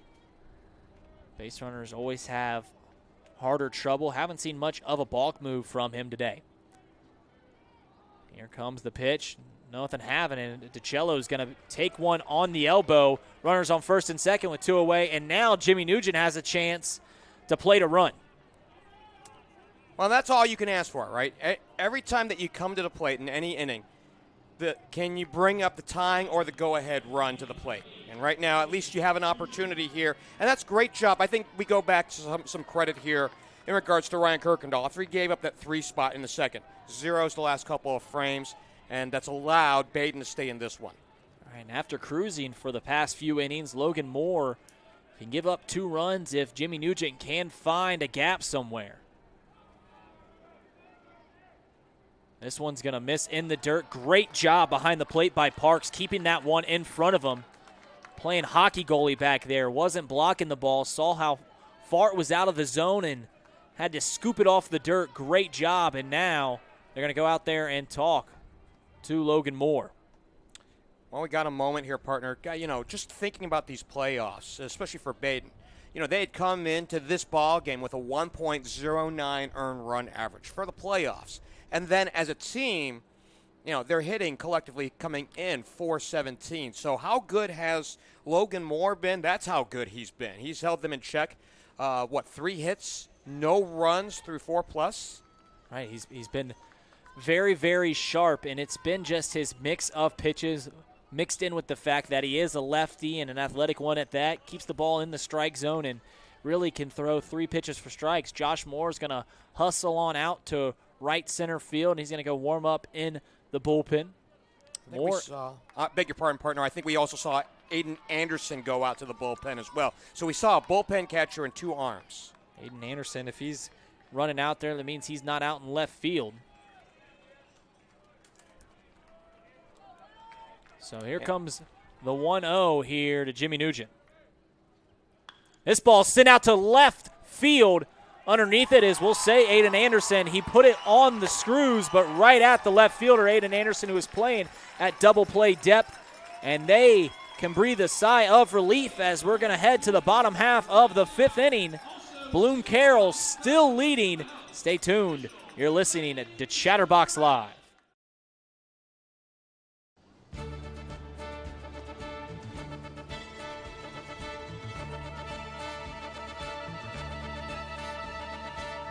Bottom half of the 5th inning, Ryan Kirkendall going back out there for another inning of work. Bloom-Carroll looking to add on, and Evan Dozer the 9-hole. Then C.J. Carmichael and Aiden Anderson presumably will be due up for the Bulldogs. We'll see if there was a substitution out there for Anderson. Regardless, Bloom-Carroll has a chance to tack on, and they are 6 outs away from going back to the state championship game. We mentioned it earlier. This will be their 4th state championship appearance. I apologize, 4th state tournament appearance, and every time they've gotten to that championship game. Partner, it might have been just a coach that went out there instead of double barrel action as Moore comes back towards the infield. Well, we'll see with the 3rd batter due up, and we are going to see a substitution, it looks like, here, as Cannon Tucker is going to hit for Evan Dozer. Dozer brought in the first run of the game on a walk, but now we'll see Cannon Tucker. By the way, what a name to have, Cannon. You better have a hell of an arm if you're going to have a name like that. Right. Here comes the first pitch from Kirkendall. It's in there for a called strike. Flows really well with the surname as well. Just a nice baseball name, Cannon Tucker. Here comes the 0-1. This ball's hit well out to left field. Ronnie Rachel's back giving chase. This is going to be near the wall. He dives. It's going to hit off the warning track and go out of play for a ground rule double. Cannon Tucker coming in and almost having enough to send it out of the ballpark. Instead, he'll be in scoring position with the top of the order due up. Well, that wasn't that far away from getting out of here. I mean, the wind actually knocked it down just a little bit as it was playing towards the line. So it looks like that's going to be it for Ryan Kirkendall. They let him come back out there for the 5th inning. He's probably going to stay back out on the field depending on whatever happens. Sergio DiCello's running into the dugout. So we'll see what substitutions happen there. We already mentioned Rodney Rachel's out in left field for Landon Vitterick. It looked like Vitterick was playing first base, which might mean a 1-for-1 change between Vitterick and Kirkendall.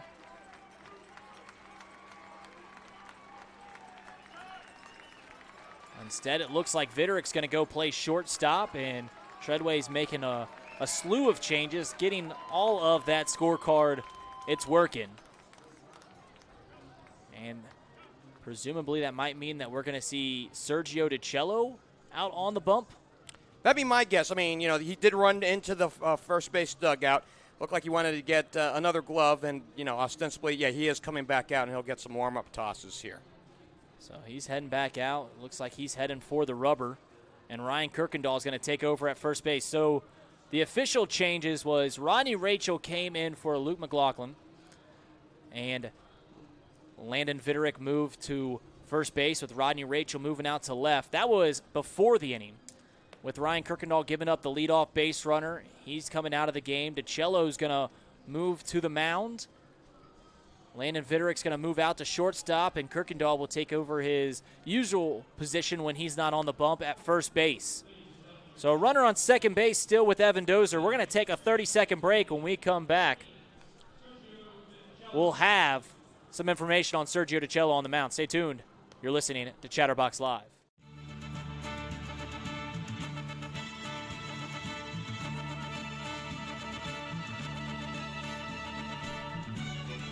And welcome back to Canal Park out here in downtown Akron.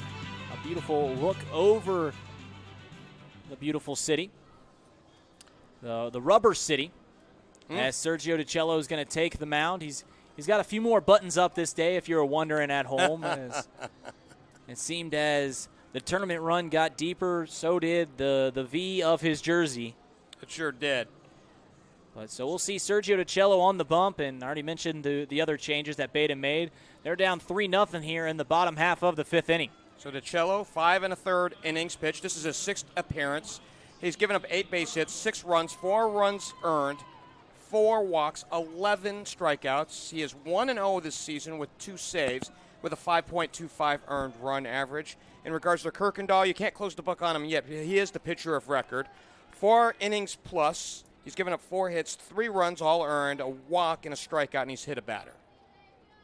So they'll face the first batter Sergio DiCello is going to face is the tough out in C.J. Carmichael, as he's going to show bunt, push it foul towards the first base line, and DiCello's ahead of Carmichael, 0-1. So if you're Jason Vest in that Bloom-Carroll dugout, or actually at third base right now coaching, are you counting outs yet? Certainly, without a doubt, and he's realizing, I don't know if he had Carmichael sacrifice bunting or just bunting, just, hey, try for a hit here to let's get a runner over another run in and go up 4-0 with 6 outs to get in the field. But it's looking gloomy for the Badin faithful, and I know there's a bunch listening everywhere. And a few texts, some people even listen in Outer Banks, North Carolina. Here's another show of the bunt, and it's going to miss upstairs, 1-1. So your reach is that wide, or you just got college teammates out that direction? The reach is that wide. There's a large Badin family that's vacationing down there, and they're telling me they're listening to the game. Here's the 1-1. This one's going to get away from Jimmy Nugent. It's going to hit in the dirt. He doesn't scoop it up cleanly and now make it 2-1, but more importantly, there'll be a runner on third base with nobody away.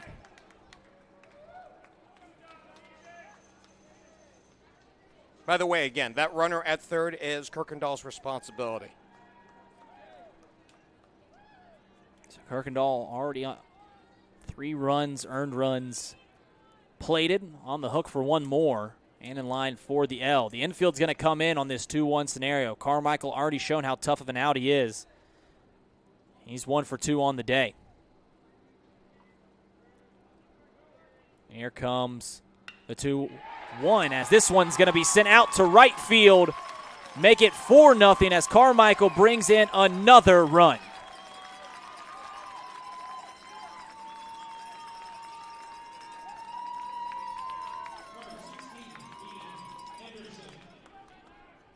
So Aiden Anderson will step into the batter's box.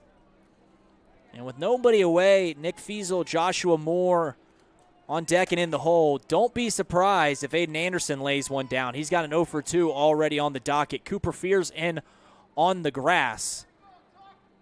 He's showing bunt. Gets a piece of it, but it goes foul. 4-0 our score. Badin bats gone awfully silent here in the state semifinal game. Now they're holding on for dear life in this bottom half of the 5th. DiCello's going to check on Carmichael over at first base. Nothing have it. Kirkendall slapped a rather vigorous tag on Carmichael. Here comes the 0-1. Anderson showing bunt again. He gets this one down as it's going to chop out. DiCello's going to get it on the run, throw it over to first. And they get the first out of the inning, but more importantly, the Bulldogs have another runner in scoring position with their big dogs up.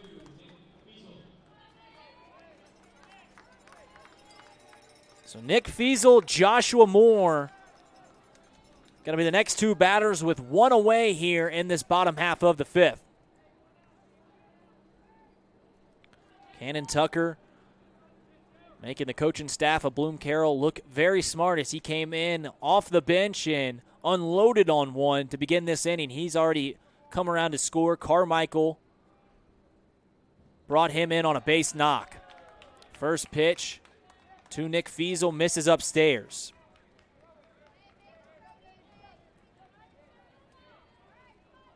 On my way out to Akron today, I actually drove by Sergio's family, both his brother and his dad. Gave a honk and a wave at the Chatterbox van as we were coming out of Hamilton. Here comes the 1-0. That misses 2-0. His older brother Dante just finished up playing in the NAIA College World Series just last week. And now Chuck McKinney is going to go out there and talk to Sergio DiCello. Don't know if this will be another change, but while we got a little bit of time here, I wanted to talk through a little bit of what else is going on in terms of our region and what we've seen. Of course, the all-state teams have been announced. Lucas Moore from Badin has been named to the first team. And Joshua Moore on the other side from Bloom-Carroll. He was on that first team as a utility player, and again, we had mentioned at the top of the broadcast, sterling pitcher. You know, in fact, if they go on to win, you'll see him on Sunday. And he's also hit a ton, hit 7 home runs this year. 7 home runs, 30-game season. That's a lot. I mean, you can do the math, times that times at least 5 on a 162-game schedule, and you're looking right around a 35 home run hitter. And on the second team, the young man on the mound, Sergio DiCello. But he was named as the second-team All-State catcher, which, you know, when people were looking at him, obviously a lot of voters were looking at him at the time when Jimmy Nugent was out. That's when DiCello got those votes. Right, and now he's fallen behind 2-0 to Nick Feasel in a 4-0 ball game in the state semifinals as Fiesel's going to check swing this one and foul it straight back, bringing it to 2-1. And DiCello has earned every bit of his All-State honors, and sometimes you just slap a position next to him for the sake of the team, just to fill out and just said, hey, this guy has earned All-State honors. Here comes the 2-1. Swung on and missed as he blows it by Feasel. And if I'm Sergio DiCello, Jimmy Nugent, Chuck McKinney, who's calling pitches from the dugout, on a 2-2 pitch, I might be going right back to old numero uno. Comes set. Here's the pitch. It is a fastball missing up and in. So full count. Carmichael out there at second base representing the 5th run if he should come across. Feasel trying to bring him in. DiCello, he'll come set after getting the sign from Nugent. And he's going to foul it off of Jimmy Nugent's face mask. And home plate umpire is going to give Jimmy Nugent a breather. We saw that courtesy a lot of times right. At the Mason Regional. Whether it was the umpire coming out or a catcher coming out, it's like there is that, and you know this better than pretty much anybody else that I know, is that there is that didactic relationship between umpire and catcher. Well, you're helping each other out. You're protecting the home plate umpire, and he's giving you, in return, he won't strike you out on borderline pitches when you're at the plate. It's a nice little paradox we got there, nice little thing. Here comes the 3-2. DiCello taking his time and not coming out of the box is going to be Nick Feasel, and it looks like it's going to be a stalemate. Sergio DiCello's waiting for Feasel to step out of the batter's box, and now they're just going at each other. And instead, he's going to kick deal, and it's going to be a fastball that's fouled straight back after about a 25-second pause in the stretch. Haven't seen that before. It's been a while. Typically, hitters have a a clock in their head to say, hey, after this time runs up, or if this just feels a little awkward, step out and readjust. Feasel didn't mind at all. We'll do 3-2 again.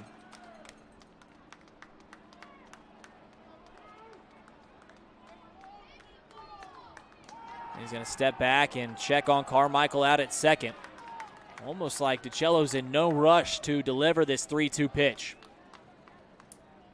He has blown a fastball by Feasel, but that last 3-2 fastball was fouled straight back, which is typically indicative of just missing a pitch.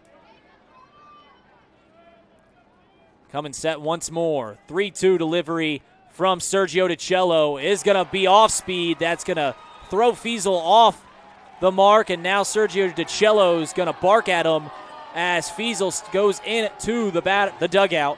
And now Coach Treadway is going to go out there and talk to the home plate umpire.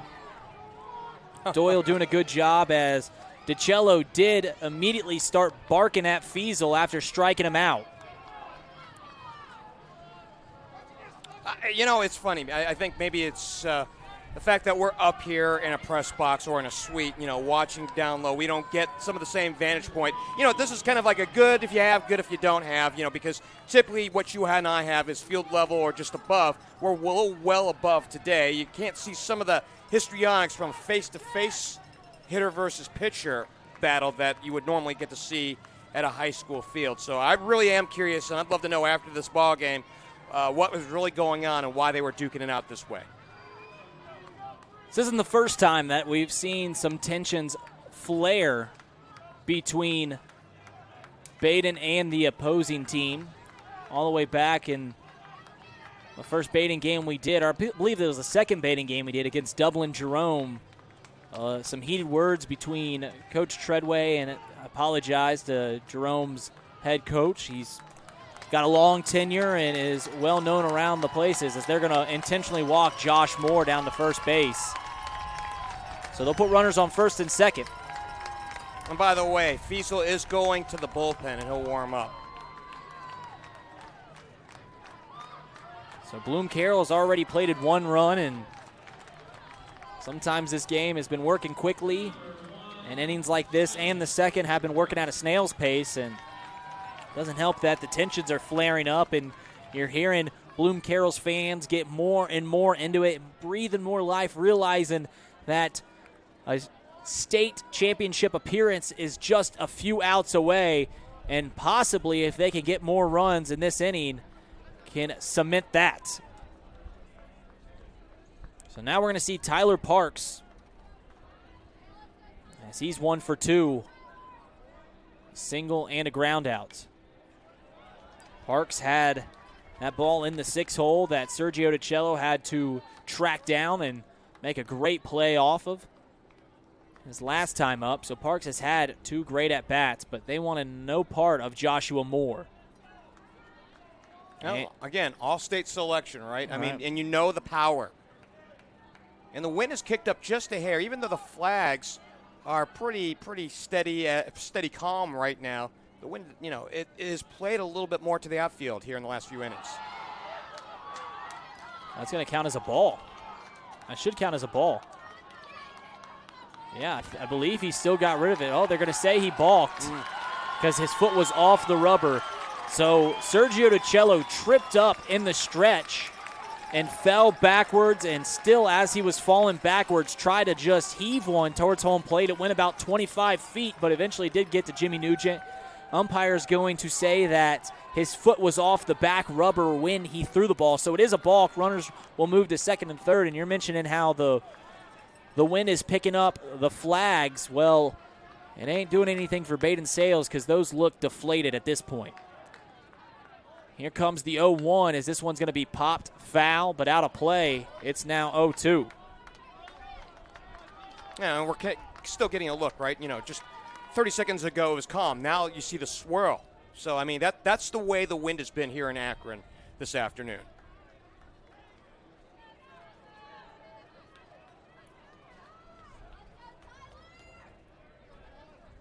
Imhoff is pretty shallow in right, by the way. I mean, it's not that he's any more shallow than usual, but he is fairly shallow. I mean, they are looking to put him to pull. Correct. And that's going to be a called strike 3. Gets the big strikeout with runners on second and third. Strikes out Nick Feasel, strikes out Tyler Parks, and that's going to get a little jolt of enthusiasm as Badin's going to come into the dugout with 6 outs to give the Bloom-Carroll Bulldogs. They're down 4-0. Stay tuned. I'm Reid Mouse, joined along here with Geoff Kim. You're listening to Chatterbox Live.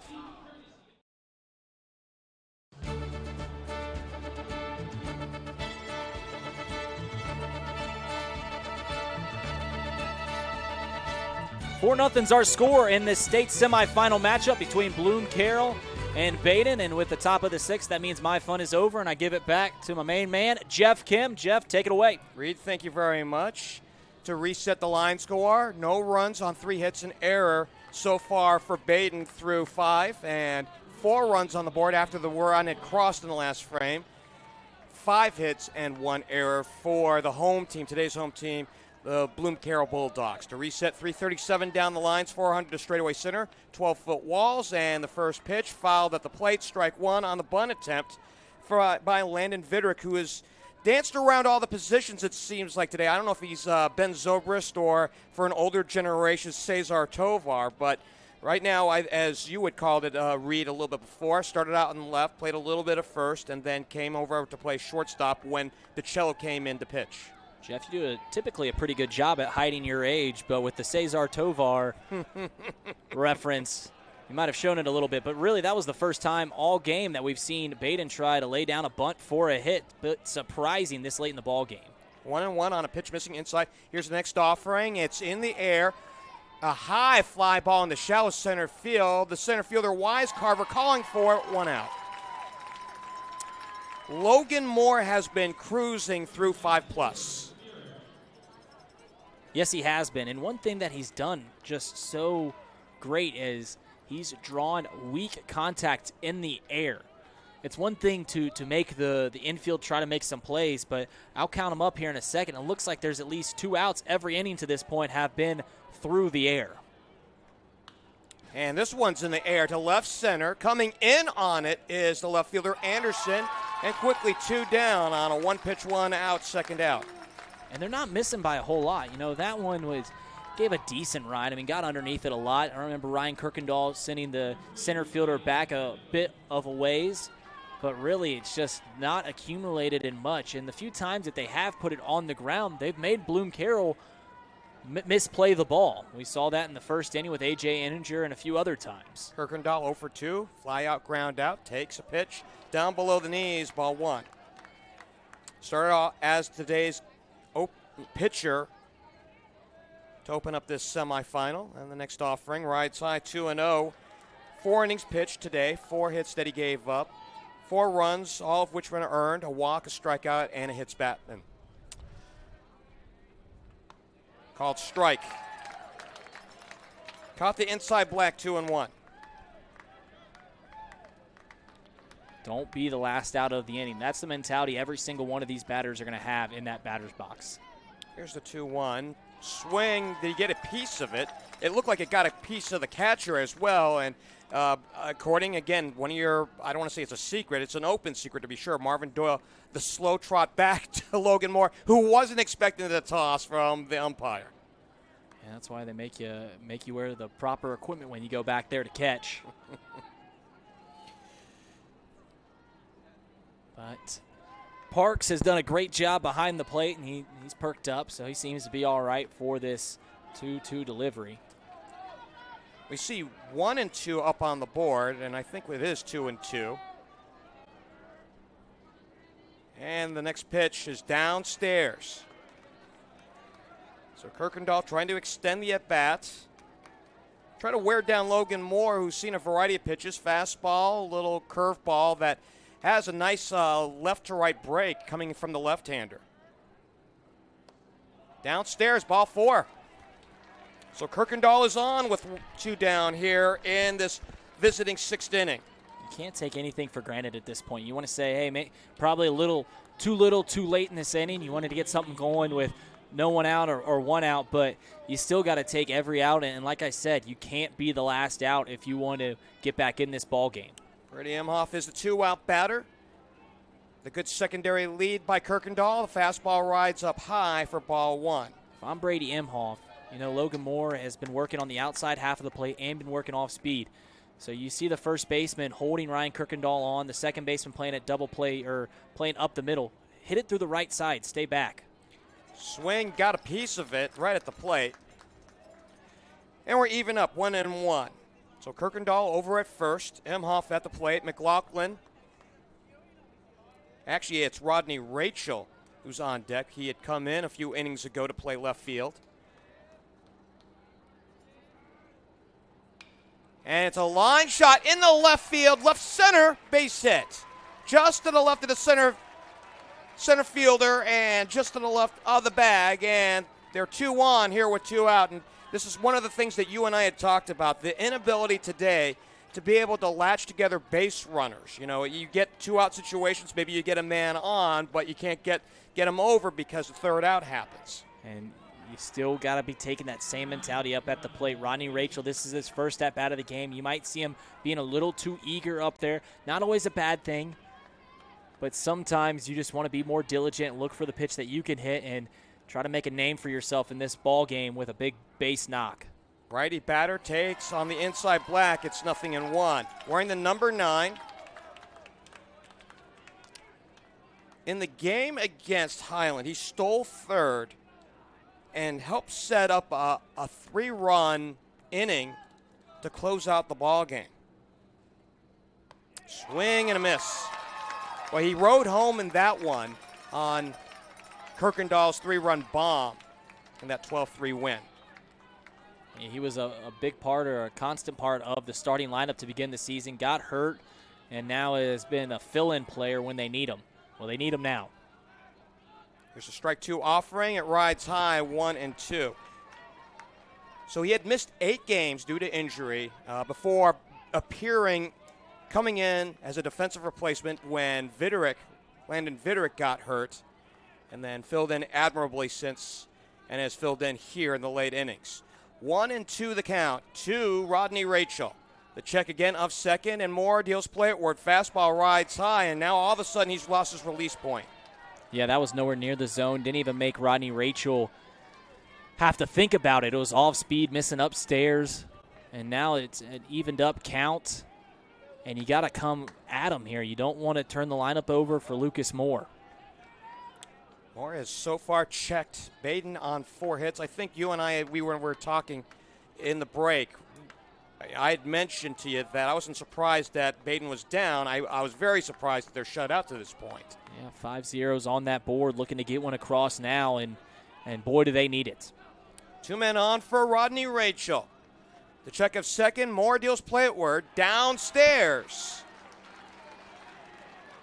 3-2 the count, so we go full, and Lucas Moore on deck, looking for a bit of revenge after how bad he looked in the last time up at the plate. With a full count and 2 outs, both runners are going to be going, so anything beyond the outfielders is going to get 2 runs in. And a little flip turn back towards second as Moore comes off the rubber, does not partake in a throw. We're still waiting on the 3-2 count. Kirkendall over at first. Beg your pardon, he's at second. And Imhoff over at first.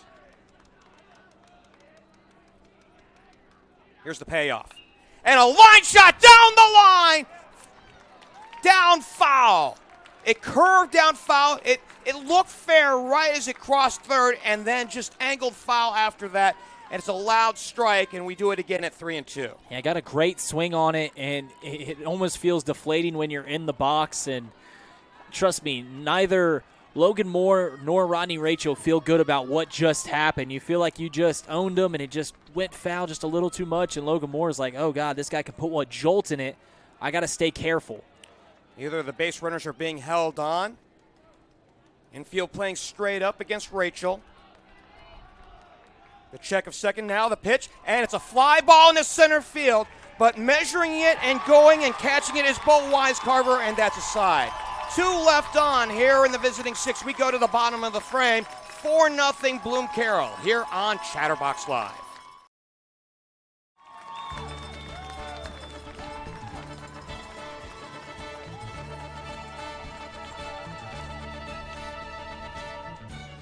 It's our road to Akron here on Chatterbox Live. Along with Reid Mouse, I'm Geoff Kemp. Thanks so much for joining us here on Chatterbox Live. Well, it's one more inning, potentially, as right now what we're hoping for is 2 more innings for Badin, at least from a pitching standpoint. Why? Because that will have meant that they will have tied it up in the next frame. They're down by 4 runs here in this bottom of the 6th inning. Yeah, it's so important here in this bottom half of the 6th inning is forget about all the offensive woes that you've had to this point. Number one objective is to keep the game right where it's at. Sergio DiCello did a good job at not allowing another run after coming into the game, getting 2 big strikeouts with runners in scoring position. And now he's got to do his job just one more inning and keep this game right at 4-0 with the top of the order due up for Badin. So DiCello on for his second full inning here, as he'll go to work on Joe Winters, who actually checked out for a pinch runner the last time he was up back in the 4th, but he's come back in. Technically 0 for 1. He grounded out to the first baseman back in inning number 2 and then reached on an error in inning number 4. Strike 1 on a foul back to the screen. It's Winters, KJ Benedict, and Bo Wisecarver. 6, 7, and 8 here in this Bulldog arsenal. Again, their head coach in his 4th year is Jason Vest. He was an assistant on those teams that Reid had mentioned, those 13 and 14 teams that went to state. The 13 team lost in the state final, and the 14 team won it all. 1-1 the count on the last pitch on a ball inside. So Winters looking for his first opportunity as a head coach to get to the state final on a pitch down and in to the right-handed batter, 2-1. We won't mention how the third baseman played in that 2013 state semifinal game, all right? Oh. Geoff, whatever we do, we just won't mention it. Okay. Whoa, this one rides high. That one had a little Ricky Vaughn on it. He's got a good arm. This is the first time I've seen Sergio DiCello pitch this year, and obviously he's a great athlete. Seen him for a couple of years now. He's a D1 bound player going to Charleston Southern, and he's got a great arm. Just got to come right at the first batter of this inning. Pitching from the first base side of the mound as he gets a strike swinging, and we go full. Listen, every single batter that has come up so far against DiCello, besides I believe C.J. Carmichael is when this change came in, has struggled with that fastball. Payoff, and it's in the air down the right field line as Kirkendall, a step into foul territory in the outfield grass, puts it away, and there's one down. Yeah, got the first out. That's the most important one of the inning. And like I said, just forget about where the score is at by all means. Just worry about getting 2 more outs right here. Keep the game right where it is. Keep it manageable for a big inning in the top half of the 7th. Both teams used to winning in bunches, and they've both come out of adversity in the early part of the season. Both had 3-game losing streaks, and that's the worst that each team has had it. As DiCello goes to work on the next batter, strike 1 swinging on a ball back to the screen to KJ Benedict. So Badin, of course, had won 14 in a row after they lost 3 early games. And more impressively, the Bulldogs have won 19 in a row this season. Yeah, it's a heck of a tear to go on. I mean, that's basically the entire season. This one rides high off the glove of Nugent back to the screen. And again, I made the Ricky Vaughn alliteration. Now, if you recall back in the movie where you had the 2 coaches and they were looking at the radar gun and seeing how hard he threw, and that one went to a netting, and they said 95. It's just like, well, better teach him how to pitch before he kills someone. And wow, beauty fastball on the inner black. Beauty, 1-2. Yeah, you can hear that Sergio hasn't made any fans with the Bloom-Carroll crowd because of his antics last inning, and they were speculating that he might have been throwing at Benedict there, but I don't think that was the case. Fastball rides high. We even up. Now I got a chance to talk to Sergio after the game against Highland on Sunday. Incredibly friendly, and there's nothing that led me to believe that he would engage in such gamesmanship automatically unless provoked. 2-2. And it misses inside. He took a little something off of that. We go full. And it missed by a whole lot. Throws up the batter just barely. And he finds himself in another full count. Well, the fastball looks uncomfortable to the opposing batters right now. That's what I'm thinking here on 3-2. Let's see if he goes with the heat again. Fastball, and it misses upstairs. That's a big base runner. You know, you get one step closer to the top half of the order with the 8-hole up. And, you know, even with Benedict being a speedy guy, second baseman, he might be on the move here to get in scoring position. Chuck McKinney's going to come out and talk to Sergio DiCello. Not sure if we'll see another pitching change at this point. At this point, Sergio has gone an inning and a third so far in this bottom of the sixth frame. I think it's just a conference just to get on the same page. As we had mentioned before, as we were looking at some of the highlights and people who had made all-state teams, we had mentioned that Logan Moore, Lucas Moore had gotten first-team All-State, as well as Josh Moore for Bloom-Carroll. On the second team was Sergio DiCello. He made that team. And honorable mention, Ryan Kirkendall. A lot of great ball players out there on the field, and we're seeing a really good game. I know there hasn't been a whole lot of offensive action, but we've seen some barrels. Just the big park has gotten the better of them. And the pitch comes in to Bo Wisecarver. Got the inside, and it's strike one.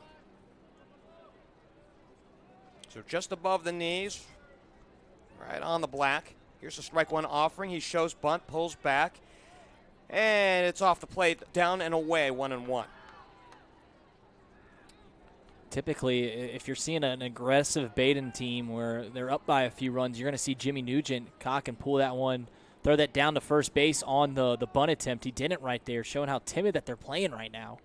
Fear's even with the bag. Fastball rides high, 2-1. So Fear is even with the bag. Infield looking for two as Kirkendall holds the base runner over at first.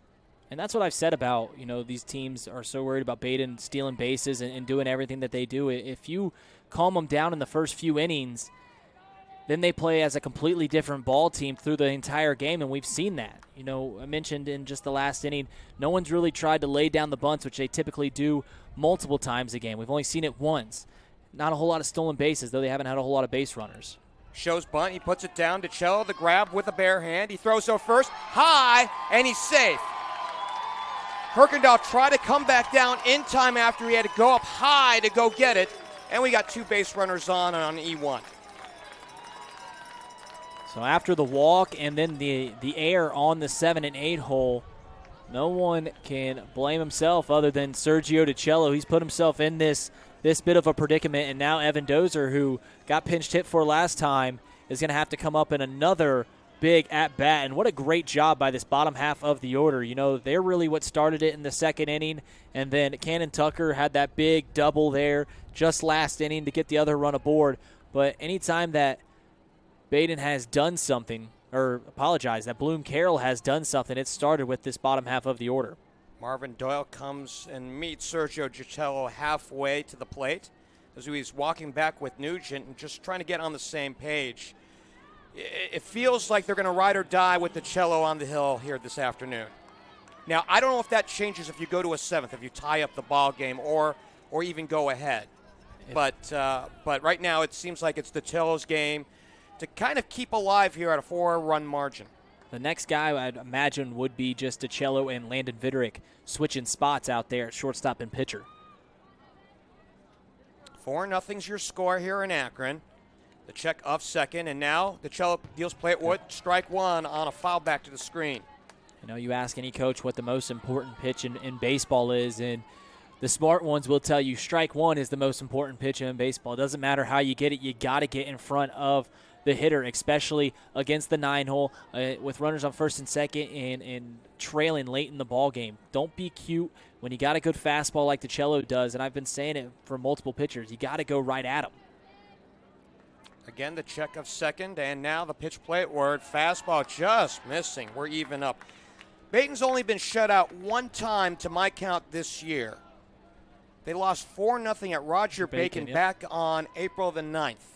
It's part of that three losses in 1 week, spring break week, and really turned the season around since then.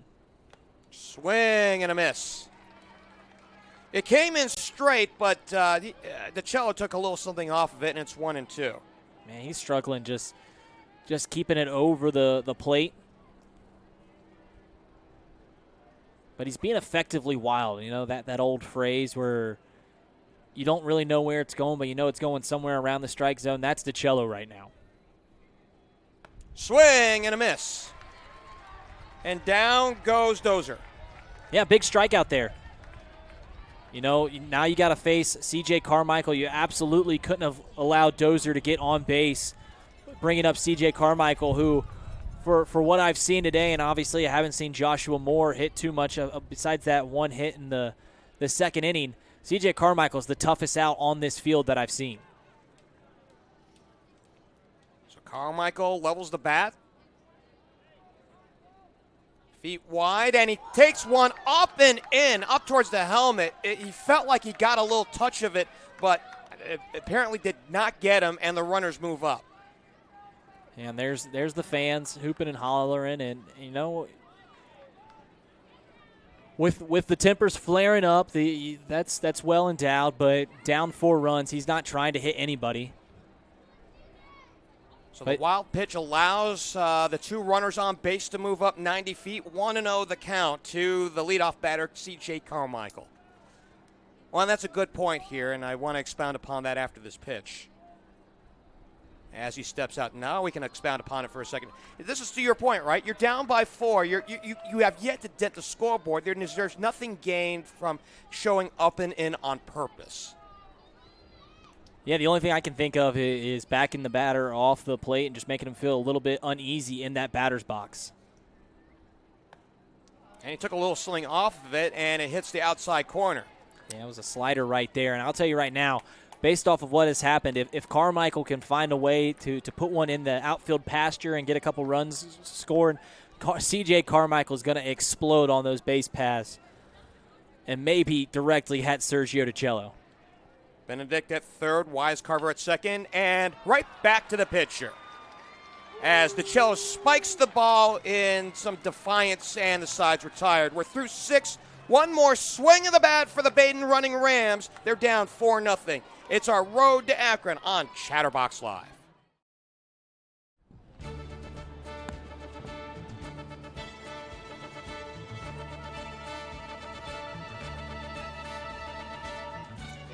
Three more outs left to go in this season for the Badin running Rams here on our road to Akron. I'm Geoff Kim along with Reid Mouse. Thanks for joining us here on Chatterbox Live.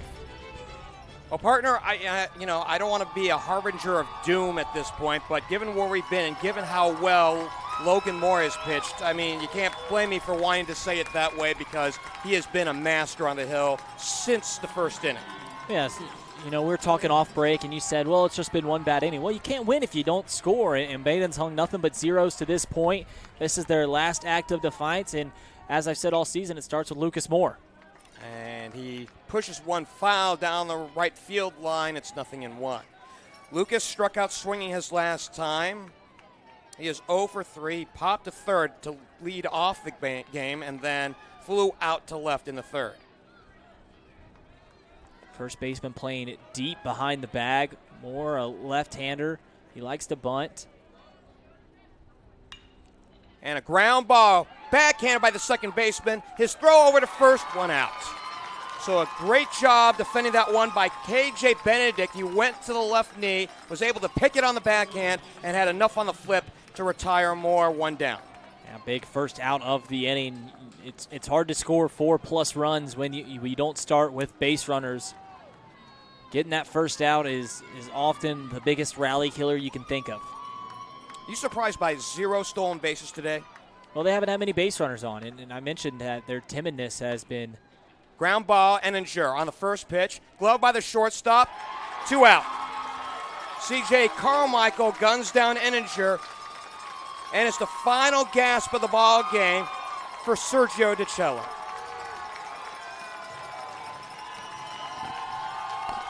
And you can hear it. You can hear the fans finally getting into it. They're looking for their 4th trip to the state championship in 4 tries. And they're playing great ball. They saved their guy for the championship game. And Logan Moore has been all of that. And you questioned the option to go to their second guy in the state semifinal game in Logan Moore in the first inning with the base loaded and 1 out, but here we are. And the pitch to DiCello, and a line shot in the left field base hit. Well, it's not over yet.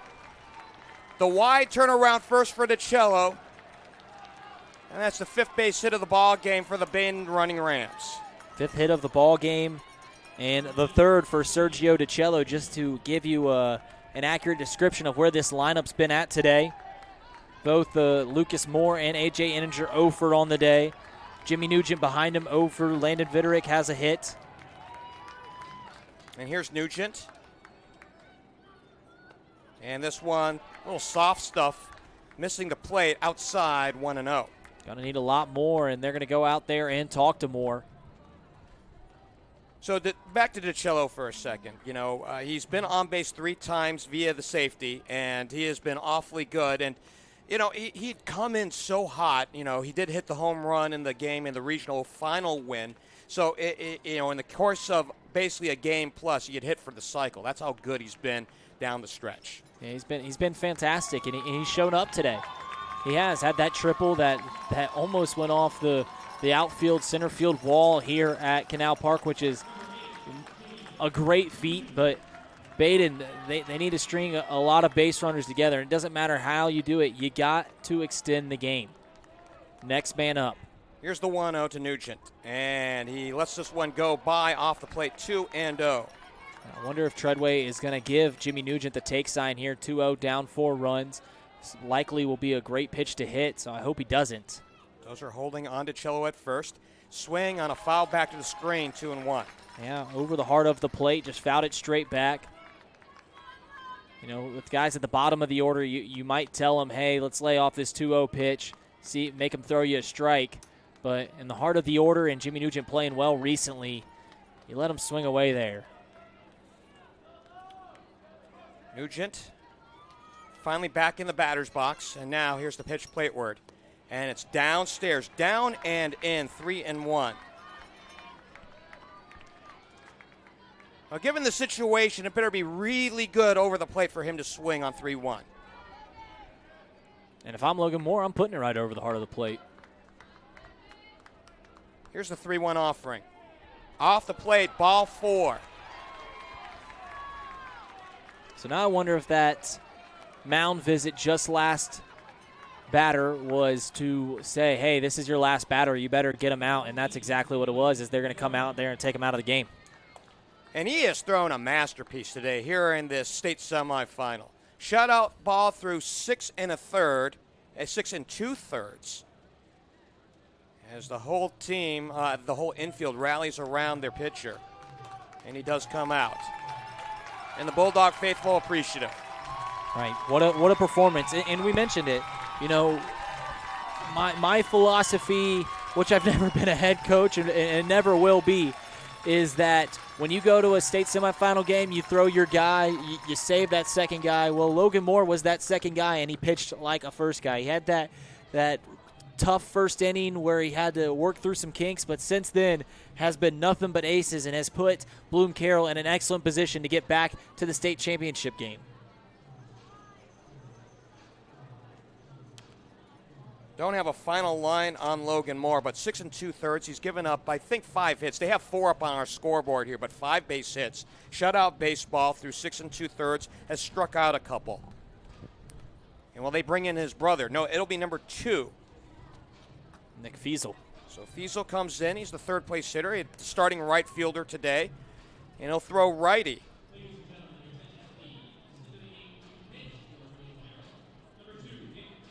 So Fiesel looking to close the door. He's got one more out. Now, sometimes you never get it. Now, those opportunities are incredibly memorable, especially at the major league level, but they're memorable because they happen so rarely. You know, I mean, you don't very often have a 10th inning of Game 6 of the 1986 World Series. It just doesn't happen very often. Typically. And if you look out in the bullpen right now, they have Joshua Moore warming up just as a contingency plan. If Nick Feasel, goes 3 batters deep, Badin scores a couple of runs, and they say, all right, we need to win this game right now before Badin gets back into it. So Logan Moore has been a revelation as their second best pitcher on the squad, throwing shutout baseball today and checking Badin down to 5 hits. Cello over at second and Nugent over at first when we resume. And reset the line, beg your pardon, partner. Go ahead. I was going to say, Badin has left 9 base runners on through 6 2/3. They've got 2 more on right now. Granted, they obviously have scattered them, but they've had a base runner on they have had a base runner on every inning but the second. They've had their chances to score, just haven't come through with that clutch hit yet. So with 2 out, DeCello reached on a base hit and moved over to second on the walk to Nugent. And here's Landon Viderick, the 2-out batter. Lefty batter checks in. He flew out to center to open things up in the 6th inning. High over his left shoulder. He takes down and away from Feasel on his first pitch. It's 1-0. Feasel's got some velocity in that right arm. Lengthy guy, and he seemed like he was the relief specialist, and that's what he's coming in to do. Here's the pitch. Downstairs, 2-0. Well, this is how this game has been. It's been a tightrope, but at the same time, it's been in control by Bloom-Carroll because of that 4-run lead. But before you know it, you have the tying run on deck. And this one inside, 3-0. Yeah, it's amazing how much that 3-run cushion from the second inning has let Bloom-Carroll kind of coast through this game knowing that they have a comfortable lead. Cello at second, Nugent at first, and right through the heart of the plate, 3-1. If it's a 1-0, 2-0 game, and those base runners get on, Logan Moore probably doesn't make it to the 7th inning. The check of second, here's the 3-1. Foul back to the screen, and Badin is down to their final strike. Next man up. Don't be that last out. Outfield playing straight up on Viderick. And everybody on the infield playing back. And this one's in the air to center field. Back she goes, and measuring it is a center fielder, Wisecarver. And that's a 5-hit shutout for Bloom-Carroll. 4-0 the winners today. They move on to the state final on Sunday. Congratulations to the Bulldogs. Yeah, went out early in that second inning, got some big runs, and really that was the only – they only had 2 innings where they even threatened Badin on the offensive side. They got that 3 runs in the second inning, then Cannon Tucker gets that double to begin the 5th. He comes around and scores. Other than that, they really didn't threaten Badin too much. Badin had runners in scoring positions 5 out of the 7 innings and still just couldn't play to run. And Badin in their 13th trip still looking for that state championship that has eluded them for 25 years. Since then, they went in 05, 08, 09, 10, 13, 16, now 21, and still coming up short. No runs on 5 hits. They have 4 up on the board, but no runs on 5 hits. 2 errors for Badin as they fall to 27-6 to end their season. Then the Bulldogs improved to 28-5. Their Lions score 4 runs on 5 hits and 1 error. And again, we point back to that fateful second inning where Bloom-Carroll brought 9 men to the plate. And one of the runs came in on a balk, and at that point, it seemed like for a moment that Ryan Kirkendall lost a bit of control. He regained his composure through zeros after that, but it was a little too late as Badin just could not figure out Logan Moore today, who improves to 7-3. Yeah, Logan Moore was tough as nails out there. A bend don't break, and he'd allow a base runner here and there. Badin would do something to get a guy in scoring position. Then all of a sudden, Logan Moore shut the door before they could get across home plate. And really just a fantastic job by Logan Moore. Really impressed by this Bloom-Carroll team and their ability to, play great defensively and keep the pressure on Badin and really keep Badin at bay. For so many games we've seen Badin play this year, they've just ran rampant out there on the base paths. They've done pretty much anything that they could out there on other teams, and today held incredibly quiet, and that was the key to victory as Bloom-Carroll's heading back to the state championship. In fact, this is only the second time this year that Badin has been held to 0 on the stolen base tally this year. It was not the shutout game, by the way. They lost 9-2 against Elder, and they were checked on 5 hits in that ball game. Obviously, they didn't have enough in that game to steal bases. Neither did they have in this one, as they were checked to 5 hits on this one. Game went 2 hours and 20 minutes here in Akron. And again, Badin falls and ends their season at 27-6. A lot to be proud of here for Brian Treadway and his crew to get here. A lot of talent that is coming back. Obviously, the big miss next year will be a couple of them, Sergio DiCello, and it will also be Ryan Kirkendall. But plenty of talent that'll come back, and Badin will be primed and ready next spring.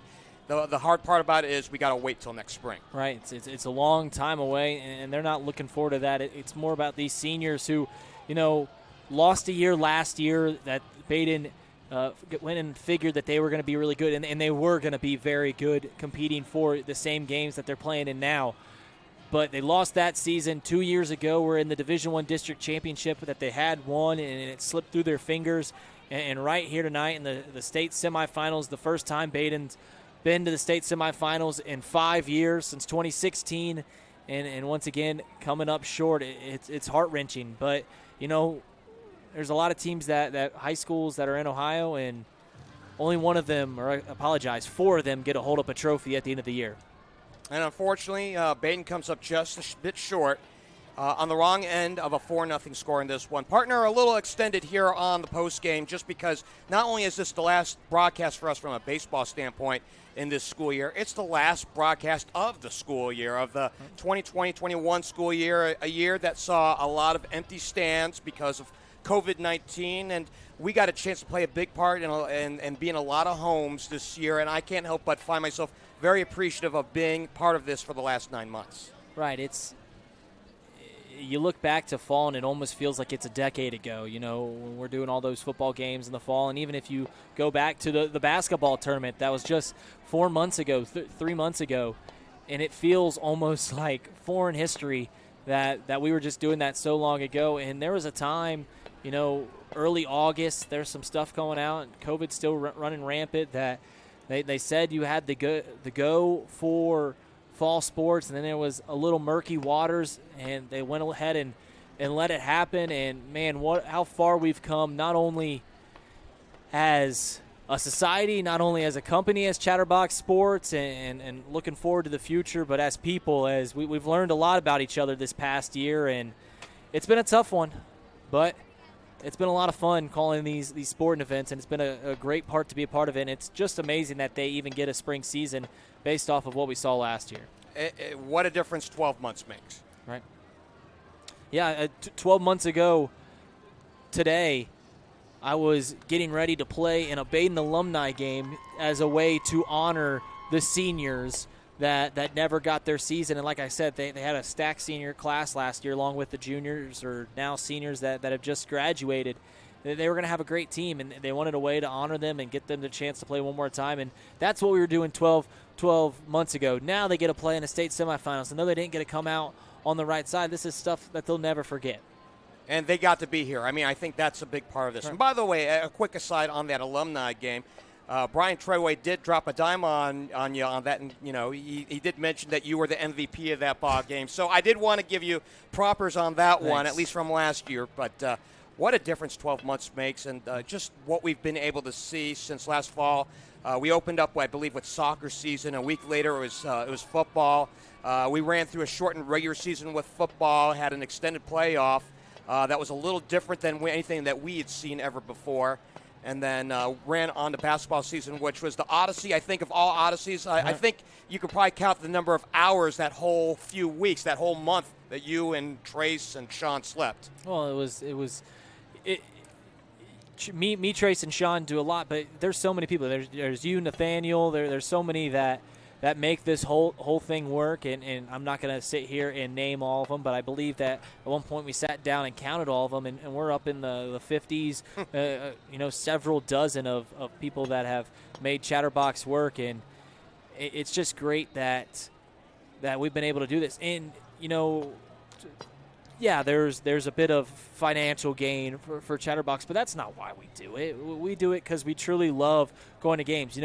Obviously Badin's my alma mater. When they lose this game, that hurts. And even if it wasn't, you get to know these kids, and you get an affinity for so many different players along the year and so many different teams and coaches that it's gut-wrenching when they have to bow out of the tournament. But like we said earlier, there's only one team of each division that gets to hold high the trophy. Final thoughts on this one as we wrap up the year. Good luck to whoever Bloom-Carroll faces next, whether it's Hoban or Vermilion, because they saved their ace and they got a shutout out of their second guy, so I don't even want to see what the ace can do in the state championship game that will be held Sunday. Partner, it's been fun. I can't wait to see you in a few months. Yeah, I'm looking forward to it, Geoff. Thank you for letting me be a part of this state semifinal game. I feel the same about you, partner. Again, the final 4-0 as Bloom-Carroll moves on 28-5, and Badin bows out at 27-6. For Reid Mouse, I'm Geoff Kim. Thanks for having us in your living rooms here this year on Chatterbox Live. So long from Akron.